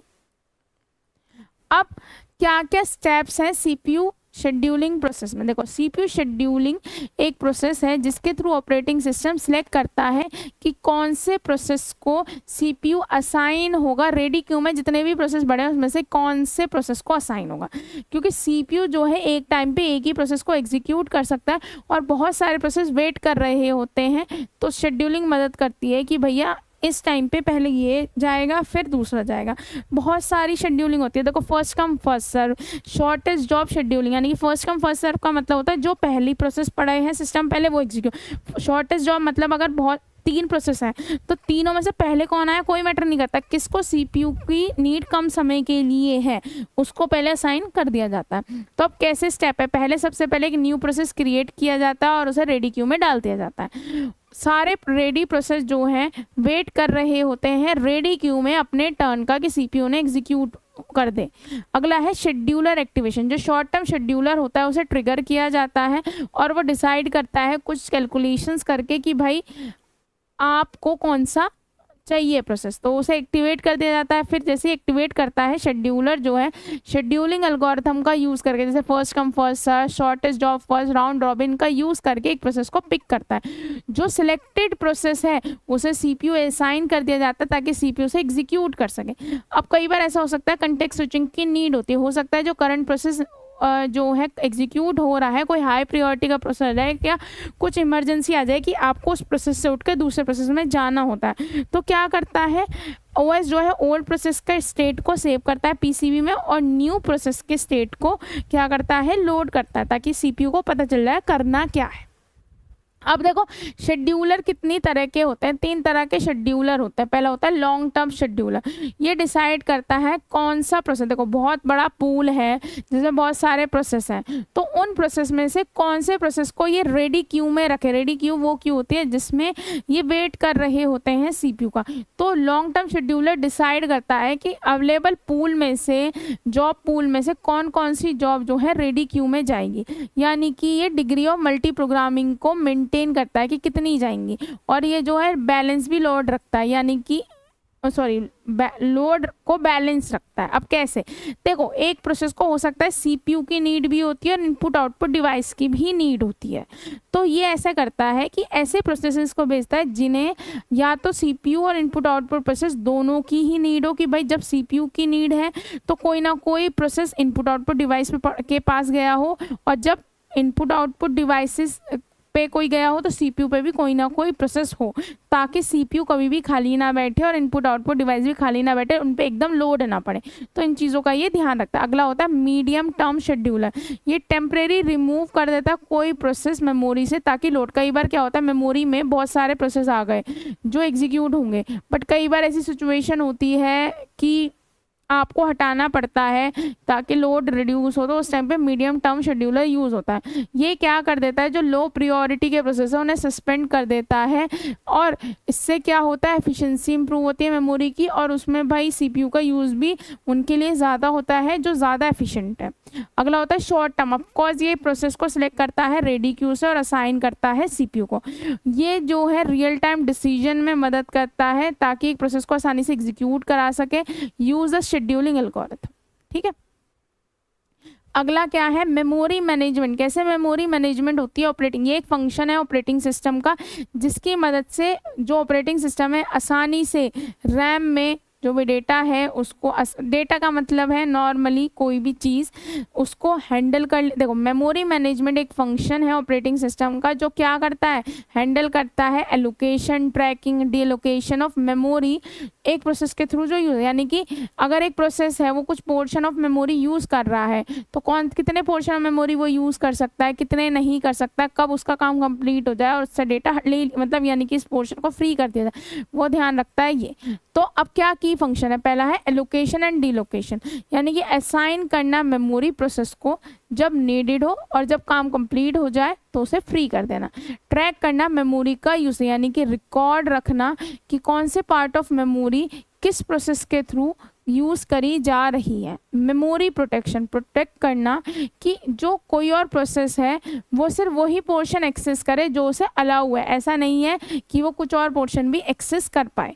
एड्रेस मैपिंग, यानी कि जो लॉजिकल एड्रेस है, यानी कि सीपीयू जो है लॉजिकल एड्रेस जनरेट करता है। ये एक, जैसे सपोज मैं हूँ, मैं हिंदी में बोल सकती हूँ तो मैं हिंदी में बोल रही हूँ, सामने वाला कंप्यूटर नहीं समझ सकता, तो वो जो है उसकी मैपिंग होगी। ऐसी सीपीयू जो है कुछ जो है लॉजिकल एड्रेस जनरेट करता है, उसे हम वर्चुअल एड्रेस करते हैं। उस एड्रेस को एक्चुअली में जो फिजिकल एड्रेस है, मेमोरी की जो लोकेशन है, उसमें कन्वर्ट करता है ऑपरेटिंग सिस्टम। स्वैपिंग, यानी कि ये ही ऑपरेटिंग सिस्टम है जो प्रोसेस की स्वैपिंग करता है, यानी कि मेरे पास एक मेन मेमोरी छोटी होती है, मेरे डिस्क बड़ी है, तो जो फाइल मुझे नहीं ज़रूरत है वो यहाँ डिस्क पे रख देती हूँ और जो फाइल की ज़रूरत है वो यहाँ आ जाती है। यानी कि स्वैपिंग में मदद करता है मेन मेमोरी एंड डिस्क के बीच में, ताकि स्पेस की एफिशिएंसी मैनेज रहे। अगला होता है फाइल मैनेजमेंट। देखो फाइल मैनेजमेंट एक की फंक्शन है ऑपरेटिंग सिस्टम का जो बेसिकली डील करता है किसी भी फाइल की by creation, storage, retrieval, organisation, इनका बेसिकली वो ध्यान रखता है। तो क्या क्या बेसिक ऑपरेशन जो है ओएस के थ्रू परफॉर्म किया जाता है, एक फाइल को क्रिएट करना, उसको एक स्पेसिफाइड नाम देना, किसी एग्जिस्टिंग फाइल को ओपन करना ताकि आप रीड कर सको, राइट कर सको, या दोनों काम करना चाहो वो भी कर सको। रीड करना डेटा को फाइल से मेमोरी में, राइट करना या अपेंड करना डेटा को फाइल में, किसी भी ओपन फाइल को क्लोज करना और सेव करना अगर आपने कोई भी चेंज किए हैं, रिमूव करना फाइल सिस्टम से अगर आप चेंज करना चाहते हैं फाइल को तो वो भी आप कर सकते हैं। अगर आप डुप्लीकेट बनाना चाहते हैं, फाइल डुप्लीकेट करना चाहते हैं वो भी आप कर सकते हैं, या उसे रीअलोकेट करना चाहते हैं, किसी और लोकेशन पे डालना चाहते हैं फाइल को, या किसी और ड्राइव पे डालना चाहते हैं, या कोई और डायरेक्टरी में डालना चाहते हैं, वो भी ऑपरेटिंग सिस्टम करने में मदद करती है। गेट एंड सेट एट्रीब्यूट यानी कि रिट्राइव करना या अपडेट करना फाइल की प्रॉपर्टी, यानी कि आप चाहते हो सिर्फ फाइल रीड ओनली हो जाए, या उसे हिडन करना चाहते हो, उसका साइज चेंज करना चाहते हो, या उसकी क्रिएशन डेट चेंज करना चाहते हो, जो भी आप करना चाहते हो वो आसानी से ऑपरेटिंग सिस्टम आपको करने में मदद करता है। क्या कैसे जो है ओएस जो है परफॉर्म करता है फाइल मैनेजमेंट को या मैनेज करता है। सबसे पहले फाइल सिस्टम इंटरफेस, ये एक लॉजिकल व्यू प्रोवाइड करता है फाइल एंड डायरेक्टरी का फॉर यूजर एंड ऐप, यानी कि आपके पास एक व्यू होता है कि कैसे फाइल में जाएंगे, कहाँ पे फाइल मिलेगी, एक लॉजिकल व्यू जैसे आप देख सकते हैं। ये अगला होता है फाइल एलोकेशन, ये मैनेज करता है कि कैसे फाइल स्टोर होती है डिस्क में, ठीक है। ये होती है कंटेजियस, लिंक्ड एंड इंडेक्स, तो इन चीज़ों का अभी आपको ध्यान नहीं रखना है, इसे एज एन एग्जांपल समझिए। डायरेक्टरी मैनेजमेंट, ये मेंटेन करता है फोल्डर एंड डायरेक्टरी जो ऑर्गेनाइज करते हैं फाइल को हायरार्की में। जैसे मैंने एक फोल्डर बनाया, उस फोल्डर या फाइल बनाई, उस फोल्डर के अंदर मैंने एक और फाइल डाली, फिर उस फाइल के अंदर एक और फाइल डाली, उस फाइल के अंदर एक और फाइल डाली, तो ये हायरार्की मेंटेन रखता है। अब वो ऑफकोर्स ये स्पेस मैनेजमेंट में भी मदद करता है, ये ट्रैक करता है यूज एंड फ्री स्पेस का स्टोरेज डिवाइस में, ताकि ध्यान रहे कि भाई कौन सा पोर्शन अवेलेबल है कौन सा नहीं। File backup and recovery, of course ये हेल्प करता है फाइल को रिकवर करने में अगर कोई सिस्टम का फेलियर होता है, तो ऑफकोर्स इस तरह से ओएस जो है फाइल मैनेजमेंट को परफॉर्म करता है। अब आपके इनपुट डिवाइसेस क्या होते हैं, देखो इनपुट डिवाइसेस ऑफकोर्स एक हार्डवेयर कंपोनेंट है जो अलाउ करते हैं यूज़र को कि वो डेटा सेंड कर सके, कमांड सेंड कर सके, सिग्नल सेंड कर सके कंप्यूटर को, ताकि प्रोसेस हो सके, ठीक है। इनपुट डिवाइस इनपुट सेंड करती है। अब जैसे कीबोर्ड होता है, कीबोर्ड के थ्रू आप टेक्स्ट सेंड कर सकते हैं, नंबर, कोई भी कमांड कीज के थ्रू। माउस क्या है, ये एक तरह का पॉइंटर है, बहुत सारे एक्शन परफॉर्म करता है, जैसे क्लिक हो गया, ड्रैग हो गया, स्क्रॉल हो गया। स्कैनर क्या करता है, जो भी फिजिकल डॉक्यूमेंट या इमेज होता है उसे डिजिटल फॉर्मेट में कन्वर्ट करता है। माइक्रोफोन क्या होता है, नॉर्मली आपकी जो ऑडियो इनपुट होती है यानी कि वॉइस या म्यूजिक, इसको कैप्चर करता है प्रोसेसिंग या कम्युनिकेशन के लिए। वेबकैम क्या होता है, ये आपकी लाइव वीडियो या इमेज को कैप्चर करता है वीडियो कॉल या रिकॉर्डिंग के लिए।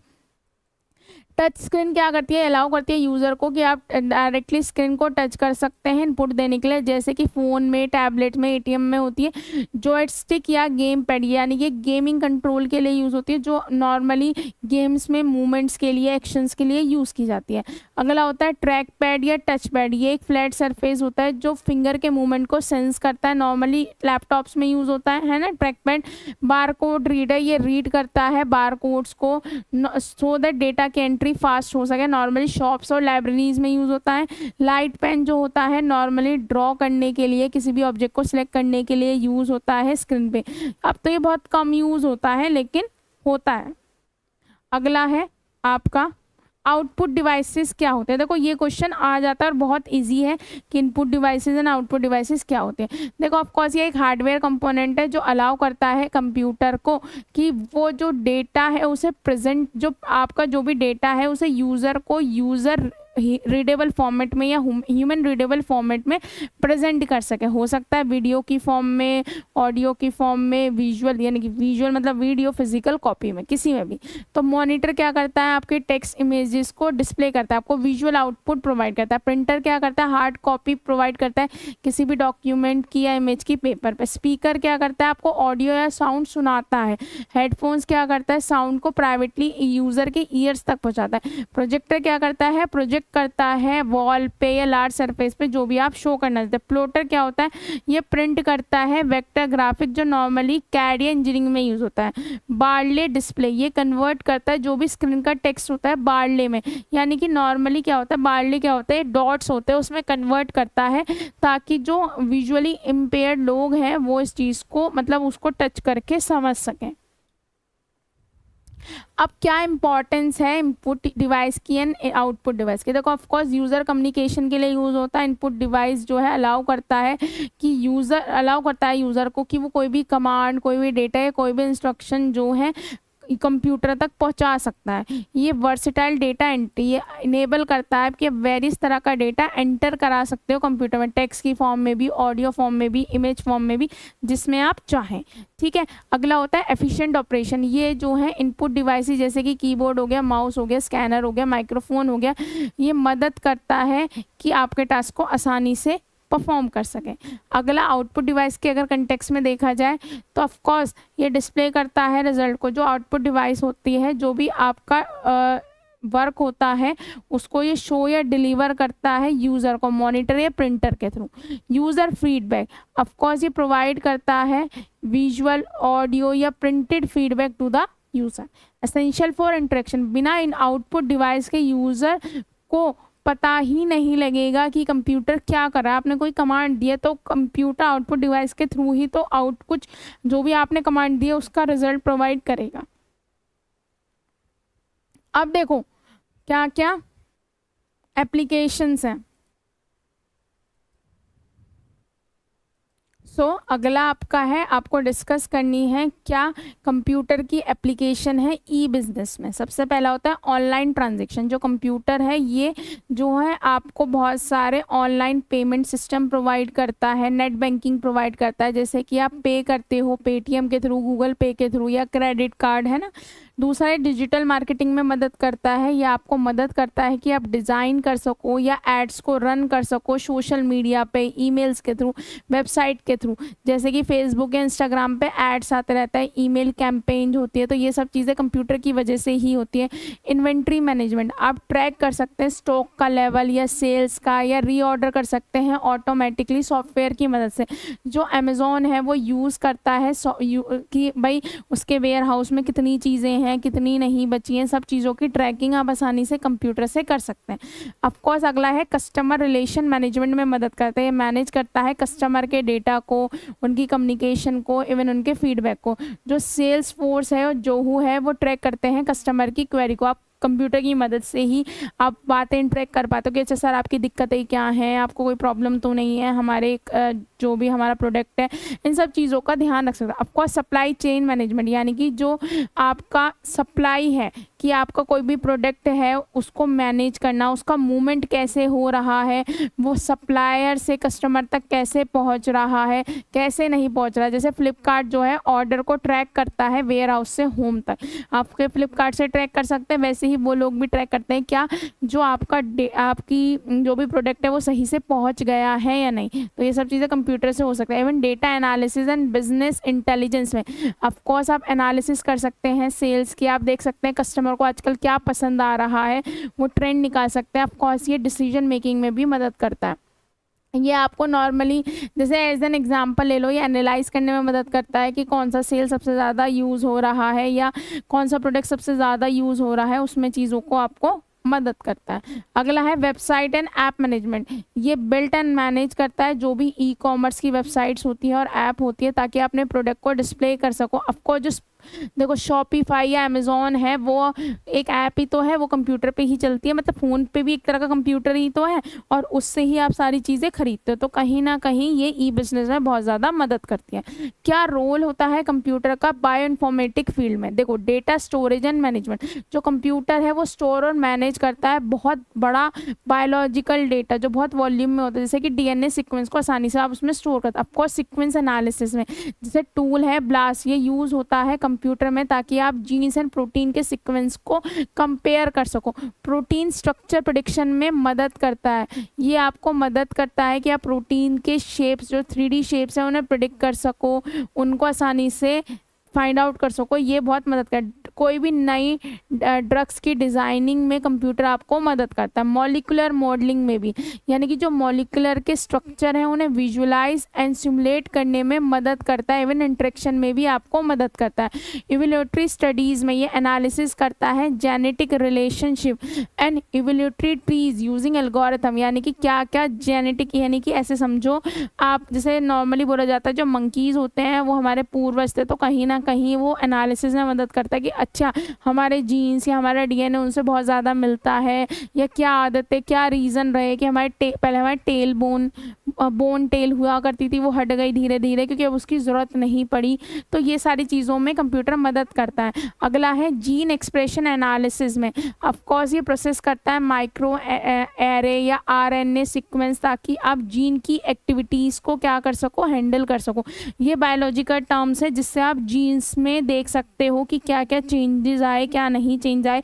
तो कहीं ना कहीं जो कंप्यूटर है बायो इन्फॉर्मेटिक फील्ड में बहुत ज़्यादा मदद करता है। आप अगला आता है कि रिमोट सेंसिंग क्या होती है। देखो ये एक तरह की साइंस है जिसमें हम कलेक्ट करते हैं क्या, अर्थ के सरफेस की इंफॉर्मेशन बिना डायरेक्ट कांटेक्ट के, टिपिकली सैटेलाइट की मदद से, ड्रोन की मदद से या किसी एयरक्राफ्ट की मदद से। ठीक है, रिमोटली सेंस करना अर्थ के सरफेस को। ठीक है, ये यूज़ होता है सेंसर्स का, ताकि ये डिटेक्ट कर सके कोई भी इलेक्ट्रोमैग्नेटिक रेडिएशन, जैसे कि लाइट हो गया, इंफ्रारेड हो गया, माइक्रोवेव हो गया, और जो इलेक्ट्रोमैग्नेटिक रेडिएशन किसी भी ऑब्जेक्ट के थ्रू रिफ्लेक्ट हो रही है या एमिट हो रही है। ठीक है, उनको रिमोट सेंसिंग में हम फाइंड आउट करते हैं। अब देखो रिमोट सेंसिंग क्या कितनी तरह की होती है, एक तो पैसिव होती है और एक एक्टिव होती है। पैसिव क्या होती है कि नॉर्मली यूज़ करती है वो नेचुरल एनर्जी का, जैसे कि सैटेलाइट इमेजेस होती है उनकी मदद से यूज़ होती है। अगला होता है एक्टिव, यानी कि जो एमिट करते हैं खुद का सिग्नल और मेजर करते हैं रिफ्लेक्शन, जैसे कि कैमराज हो गया और रेडियोमीटर हो गया। अब जो रिमोट सेंसिंग उसमें क्या क्या कंपोनेंट, ऑफकोर्स एक सेंसर यूज़ होगा जो डिवाइस जो कैप्चर करता है डेटा को, जैसे कि कैमरा हो गया है ना, या आपका स्कैनर हो गया। अगला होता है प्लेटफॉर्म, जिसमें सेंसर को रखा जाता, हो सकता है सैटेलाइट, हो सकता है ड्रोन, और डेटा प्रोसेसिंग जो रॉ डेटा को कन्वर्ट करती है यूजेबल इमेज या वैल्यू में। ठीक है, अगला होता है जियोग्राफिक इंफॉर्मेशन सिस्टम।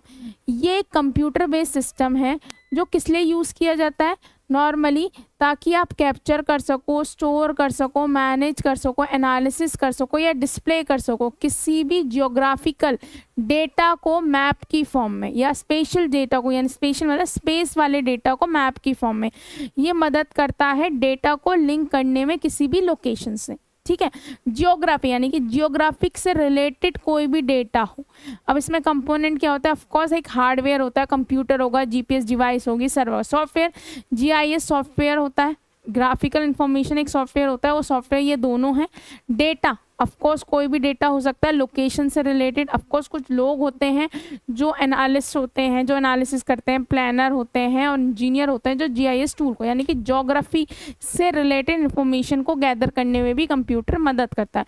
अब मेट्रोलॉजी में क्या मदद करता है, मेट्रोलॉजी क्या है, साइंस है मेजरमेंट की। कंप्यूटर जो है वाइडली यूज़ होता है ताकि आप एक्यूरेसी को इम्प्रूव कर सकें, चीज़ों को ऑटोमेट कर सकें और डेटा की एनालिसिस को बहुत आसान कर सकें मेट्रोलॉजी में। तो क्या एप्लीकेशन है, पहला है डेटा कलेक्शन। आप ऑटोमेटिकली कलेक्ट कर सकते हैं मेजरमेंट का डेटा किसी भी इंस्ट्रूमेंट या सेंसर से, अगर कंप्यूटर आपके पास हो। डेटा की एनालिसिस में, यानी कि एनालिसिस मेजरमेंट में यूज़ होता है। आप कैसे यूज़ करते हैं, किसी भी सॉफ्टवेयर का यूज़ करके, ताकि आपकी एक्यूरेसी और क्वालिटी कंट्रोल मेंटेन रहे। अगला है कैलिब्रेशन, यानी कि कंट्रोल करना और मॉनिटर करना कैलिब्रेशन प्रोसेस को फॉर इंस्ट्रूमेंट। अगला होता है 3D मेजरमेंट सिस्टम। ये यूज़ होता है कोऑर्डिनेट मेजरिंग मशीन में, ताकि आप इंस्पेक्ट कर सको किसी भी मैन्युफैक्चर पार्ट को। अगला होता है सिमुलेशन एंड मॉडलिंग।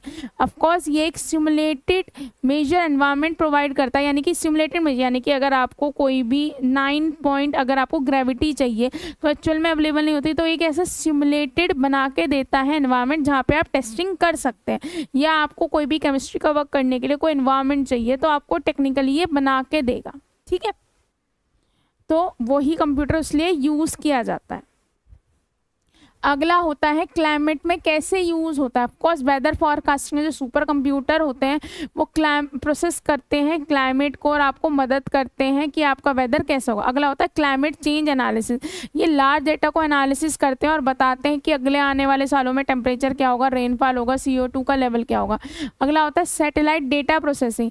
ये जो है सैटेलाइट्स की जो भी इमेजेस आती हैं उनको इंटरप्रेट करते हैं ताकि वो बता सके कोई डिजास्टर तो नहीं होने वाला है, कोई वेदर का कोई पैटर्न चल रहा हो कि भाई एक दिन बारिश होती है फिर 2 दिन नहीं होती, एक दिन बारिश होती है 2 दिन नहीं होती, उस चीज़ की ये ध्यान रखता है। अगर होता है सिमुलेशन मॉडल, ऑफकोर्स ये सिमुलेट करता है फ्यूचर क्लाइमेट, यानी कि अगर आप ऐसा करते रहे तो आगे आने वाले सालों में सूरज इतनी तेज, और वो आपको फील भी करा देता है कि इस तरह से टेम्परेचर होगा।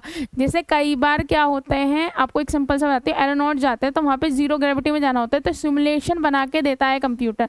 अगला होता है डिसास्टर प्रिडिक्शन, ऑफकोर्स ये प्रिडिक्ट करता है कि अगले आने वाले सालों में साइक्लोन कब आ सकता है, ड्रॉट कब आ सकता है, सूखा कब आ सकता है, फ्लड कब आएगा, हिस्टोरिकल या रियल टाइम डेटा को यूज़ करके।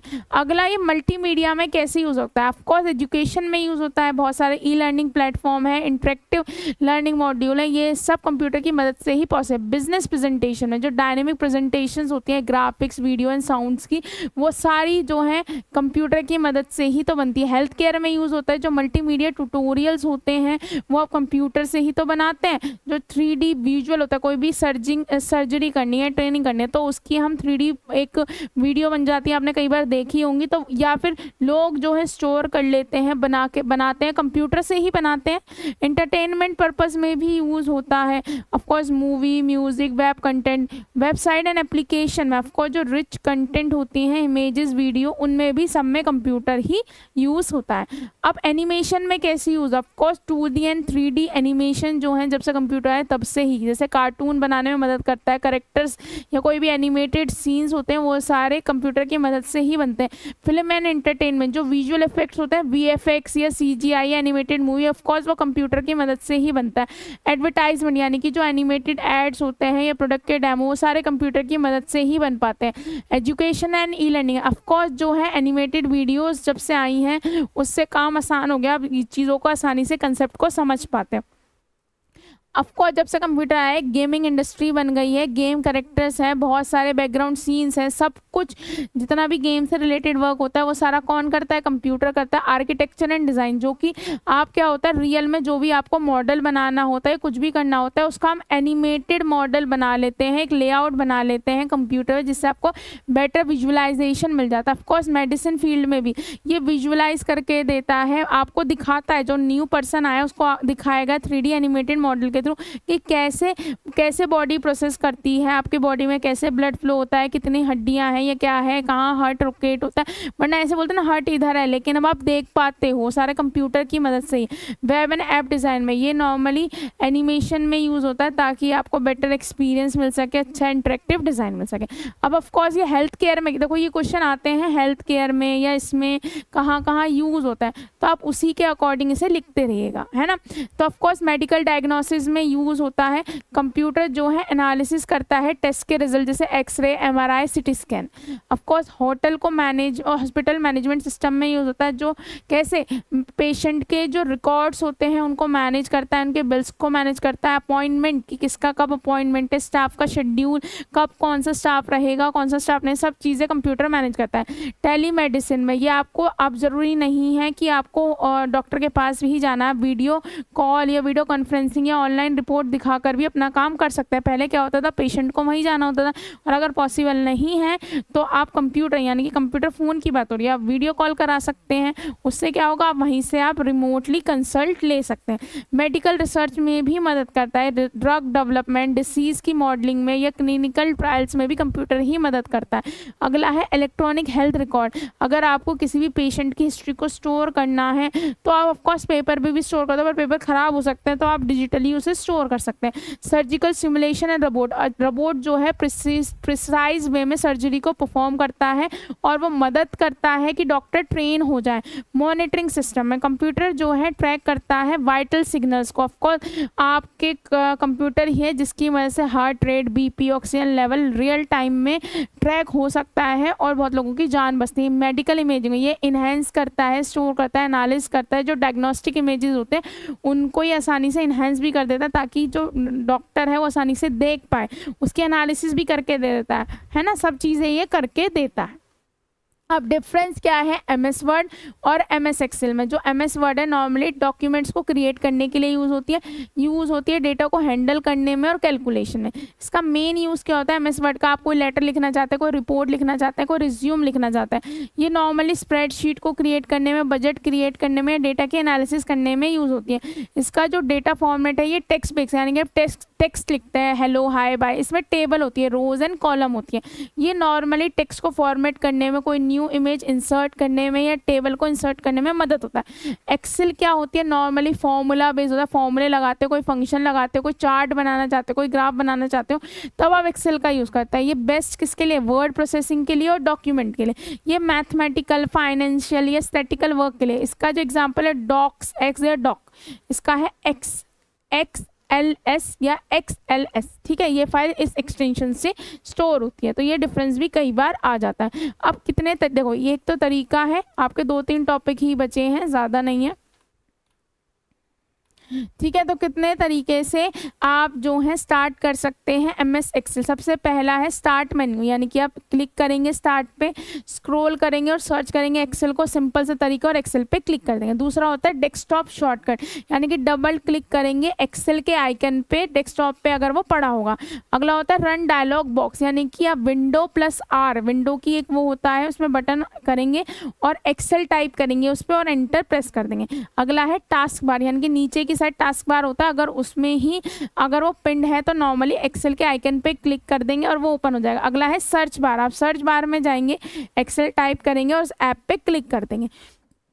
अगला होता है स्प्रेडशीट फाइल, यानी कि कोई भी एग्जिस्टिंग फाइल है उस फाइल पे आप क्लिक करेंगे और ऑटोमेटिकली एक्सेल ओपन हो जाएगा। अगला है कमांड प्रॉम्प्ट का यूज़ करके उस पर एक्सेल टाइप करके और प्रेस कर देंगे एंटर। अगला तरीका है माइक्रोसॉफ्ट ऑफिस फोल्डर से, यानी कि आप जाएंगे C drive program file drive Microsoft office /root/office x और आप क्लिक कर देंगे ये। तो इनमें से ये काफ़ी सारे तरीके हैं। जर्नली आप नॉर्मली अगर टेक्स्ट बार आपके सर्च बार में पड़ा होता है या टास्क बार में पड़ा होता है, वहीं से आप ले लेते हैं। अब सीपीयू जो है कैसे कम्युनिकेट करता है इनपुट आउटपुट डिवाइस से? सबसे पहले सीपीयू जो है रिक्वेस्ट भेजता है, यानी कि सीपीयू जो है अगर कुछ रीड या राइट करना चाहता है, यानी कि किसी फाइल को कीबोर्ड जो भी इनपुट से रीड करना चाहता है, प्रिंटर से प्रिंट कराना चाहता है, तो वो सेंड करता है उस डिवाइस का एड्रेस बस के थ्रू, जिससे भी वो काम लेना चाहता है। फिर वो कमांड सेंड करता है कंट्रोल बस में कि भाई मुझे उस डेटा को रीड करना है किसी कीबोर्ड से, माउस से, या मुझे कुछ प्रिंट कराना है। पहले वो रिक्वेस्ट भेजता है, फिर क्या करता है input output controller receive request, यानी कि हर एक इनपुट डिवाइस पे या आउटपुट डिवाइस के पास एक कंट्रोलर होता है, एक हार्डवेयर इंटरफेस होता है। जो भी एड्रेस बस पे सीपीयू ने एड्रेस भेजा होता है, कंट्रोलर हर एक कंट्रोलर चेक करता है, डिकोड करता है। अगर वो कंट्रोलर जो है जो एड्रेस को चेक कर रहा है, अगर वो मैच कर जाता है तो वो रिस्पॉन्ड करता है कि yes I am the one जिसको आप ढूंढ रहे हो, और फिर डेटा ट्रांसफर होता है। यानी कि अगर वो इनपुट है तो डिवाइस जो है डेटा सेंड करेगी सीपीयू को बस के थ्रू, डेटा बस के। अगर वो आउटपुट डिवाइस का एड्रेस है तो सीपीयू जो है उस डेटा को सेंड करेगा उस डिवाइस को सीपीयू डेटा सेंड करेगा। तो ये 3 तरीके हैं। अब एक पॉइंट और है कि कई बार ऐसा होता है जैसे कि प्रिंटर है, वो प्रिंटर का यूज़ करना चाहता है। ये तो वो तरीका है कि प्रिंटर खाली था, लेकिन हो सकता है प्रिंटर एक शेयरेबल रिसोर्स है, कोई और भी उसे यूज़ कर रहा हो, तो सीपीयू जो है चेक करता रहता है क्या डिवाइस फ्री है। अगर वो रेडी नहीं होती तो उसे वेट करना होता है, जब वो फ्री हो जाती है तो जो डिवाइस है वो उसे बोल देता है लाइक आई एम फ्री। तो कितनी तरीके से वो वेट कर सकता है? पहला तरीका है प्रोग्राम इनपुट आउटपुट, यानी कि सीपीयू जो है चेक करता रहता है डिवाइस को कि बार बार कि like you are free, you are ready, और इससे क्या होता है सीपीयू का टाइम वेस्ट होता है। दूसरा तरीका क्या है, जब डिवाइस फ्री हो जाती है तो डिवाइस खुद एक इंटरप्ट सिग्नल भेज देती है सीपीयू को that I am ready. CPU अपना काम छोड़ के उस डिवाइस से अपना काम करा लेता है, ठीक है। तीसरा तरीका होता है डीएम में, डायरेक्ट मेमोरी एक्सेस, यानी कि डेटा जो है डायरेक्टली सेंड हो जाता है memory and input output device से बिना सीपीयू को बॉदर करे। यानी कि डीएम में कंट्रोलर होता है, वो अगर भाई ऑफकोर्स सीपीयू ही तो एक तरह का वो हैंडलर था जो मेमोरी से डेटा इनपुट आउटपुट किसी भी आउटपुट डिवाइस तक पहुंचा रहा था, इनपुट डिवाइस से मेमोरी में डेटा रख रहा था। लेकिन सीपीयू को बॉदर क्यों करना? सीपीयू अपना काम करता रहे, जो भी करना है वो करता रहे, ठीक है। और जो डीएम में कंट्रोलर होता है वो इस काम को कर देता है, जिससे सीपीयू अपने और टास्क करता है और एफिशिएंटली जो है काम हो जाता है और डेटा ट्रांसफ़र भी बहुत जल्दी होता है। अब क्या डिफरेंस है मैग्नेटिक टेप और मैग्नेटिक डिस्क में? जो मैग्नेटिक टेप होती है भाई, एक टेप है, लॉन्ग स्ट्रिप है प्लास्टिक की, ये एक सर्कुलर डिस्क होती है, प्लेटर की तरह होती है, ऐसे गोल होती है। ये सिक्वेंशली, भाई एक टेप है तो सिक्वेंशली एक्सेस होगा, डेटा जो है ऑर्डर में रीड होगा, इसमें रैंडम एक्सेस हो सकता है, किसी भी कहीं पे भी आप जंप कर सकते हैं। ये स्लोअर होती है क्योंकि सिक्वेंशियल एक्सेस होता है, ये होती है फास्ट। इसमें बैकअप होता है और आर्काइव स्टोरेज की फैसिलिटी प्रोवाइड है। ये मेन स्टोरेज होती है ओएस फाइल्स के लिए। ये थोड़ी सस्ती होती है, थोड़ी एक्सपेंसिव होती है। इसका एग्जांपल है भाई कैसेट टेप्स हो गई, आपकी ओल्ड बैकअप्स हो गए, ये हो गए एचडीडी हार्ड डिस्क ड्राइव। अब सेकेंडरी मेमोरी का यूसेज क्या है? देखो ऑफकोर्स ये परमानेंट स्टोरेज होती है, फाइल्स को, सॉफ्टवेयर को, इनको परमानेंटली स्टोर करती है व्हेन सिस्टम शट डाउन हो जाता है। लार्ज स्टोरेज कैपेसिटी यानी कि लार्ज अमाउंट के डेटा को, जैसे कि डॉक्यूमेंट हो गए, वीडियोस को स्टोर करती है। ऑफकोर्स ये बैकअप प्रोवाइड करती है, आप इंपॉर्टेंट डेटा को आसानी से इसे स्टोर कर सकते हैं। सेकेंडरी डेटा ट्रांसफर, जैसे डिवाइस हो गई, यूएसबी ड्राइव्स होती हैं, ये डेटा को ट्रांसफर करती है डिफरेंट कंप्यूटर के बीच में। आप एक कंप्यूटर से डेटा यूएस ड्राइव से दूसरी डेटा में डाल सकते हैं। ये ऑफकोर्स चीपर होती हैं प्राइमरी मेमोरी के कंपैरिजन में।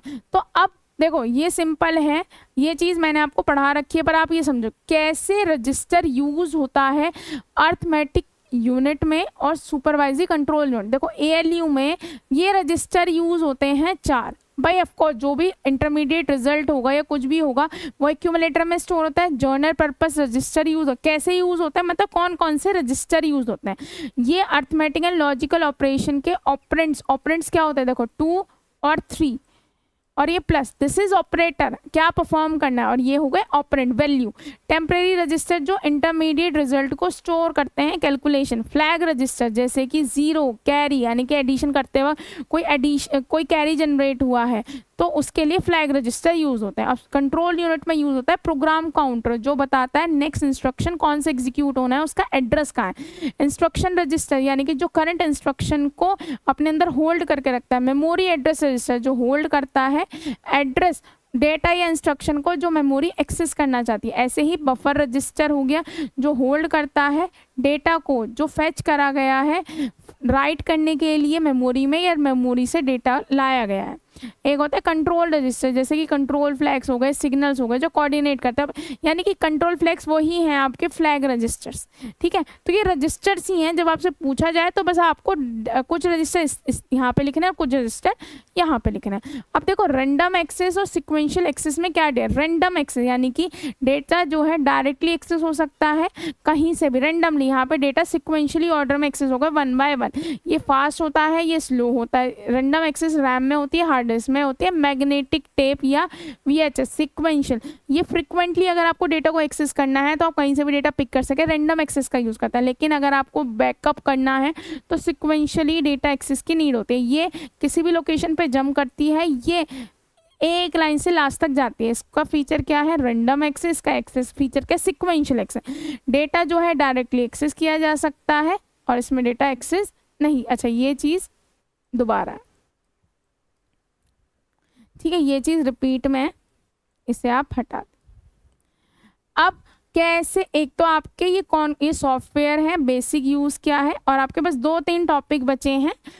अब ये क्वेश्चन जो है ये बहुत कम आता है, पर फिर भी आपको थोड़ा सा आइडिया होना चाहिए कि कुछ ग्राफिक सॉफ्टवेयर्स हैं कैसे यूज़ होता है। एक होता है प्रेजेंट ग्राफ, ये नॉर्मली यूज़ होता है किसी भी चार्ट या ग्राफ को क्रिएट करने के लिए या शो करने के लिए, ताकि आप डेटा का विजुअली रिप्रेजेंट कर सके किसी भी प्रेजेंटेशन में या रिपोर्ट्स में।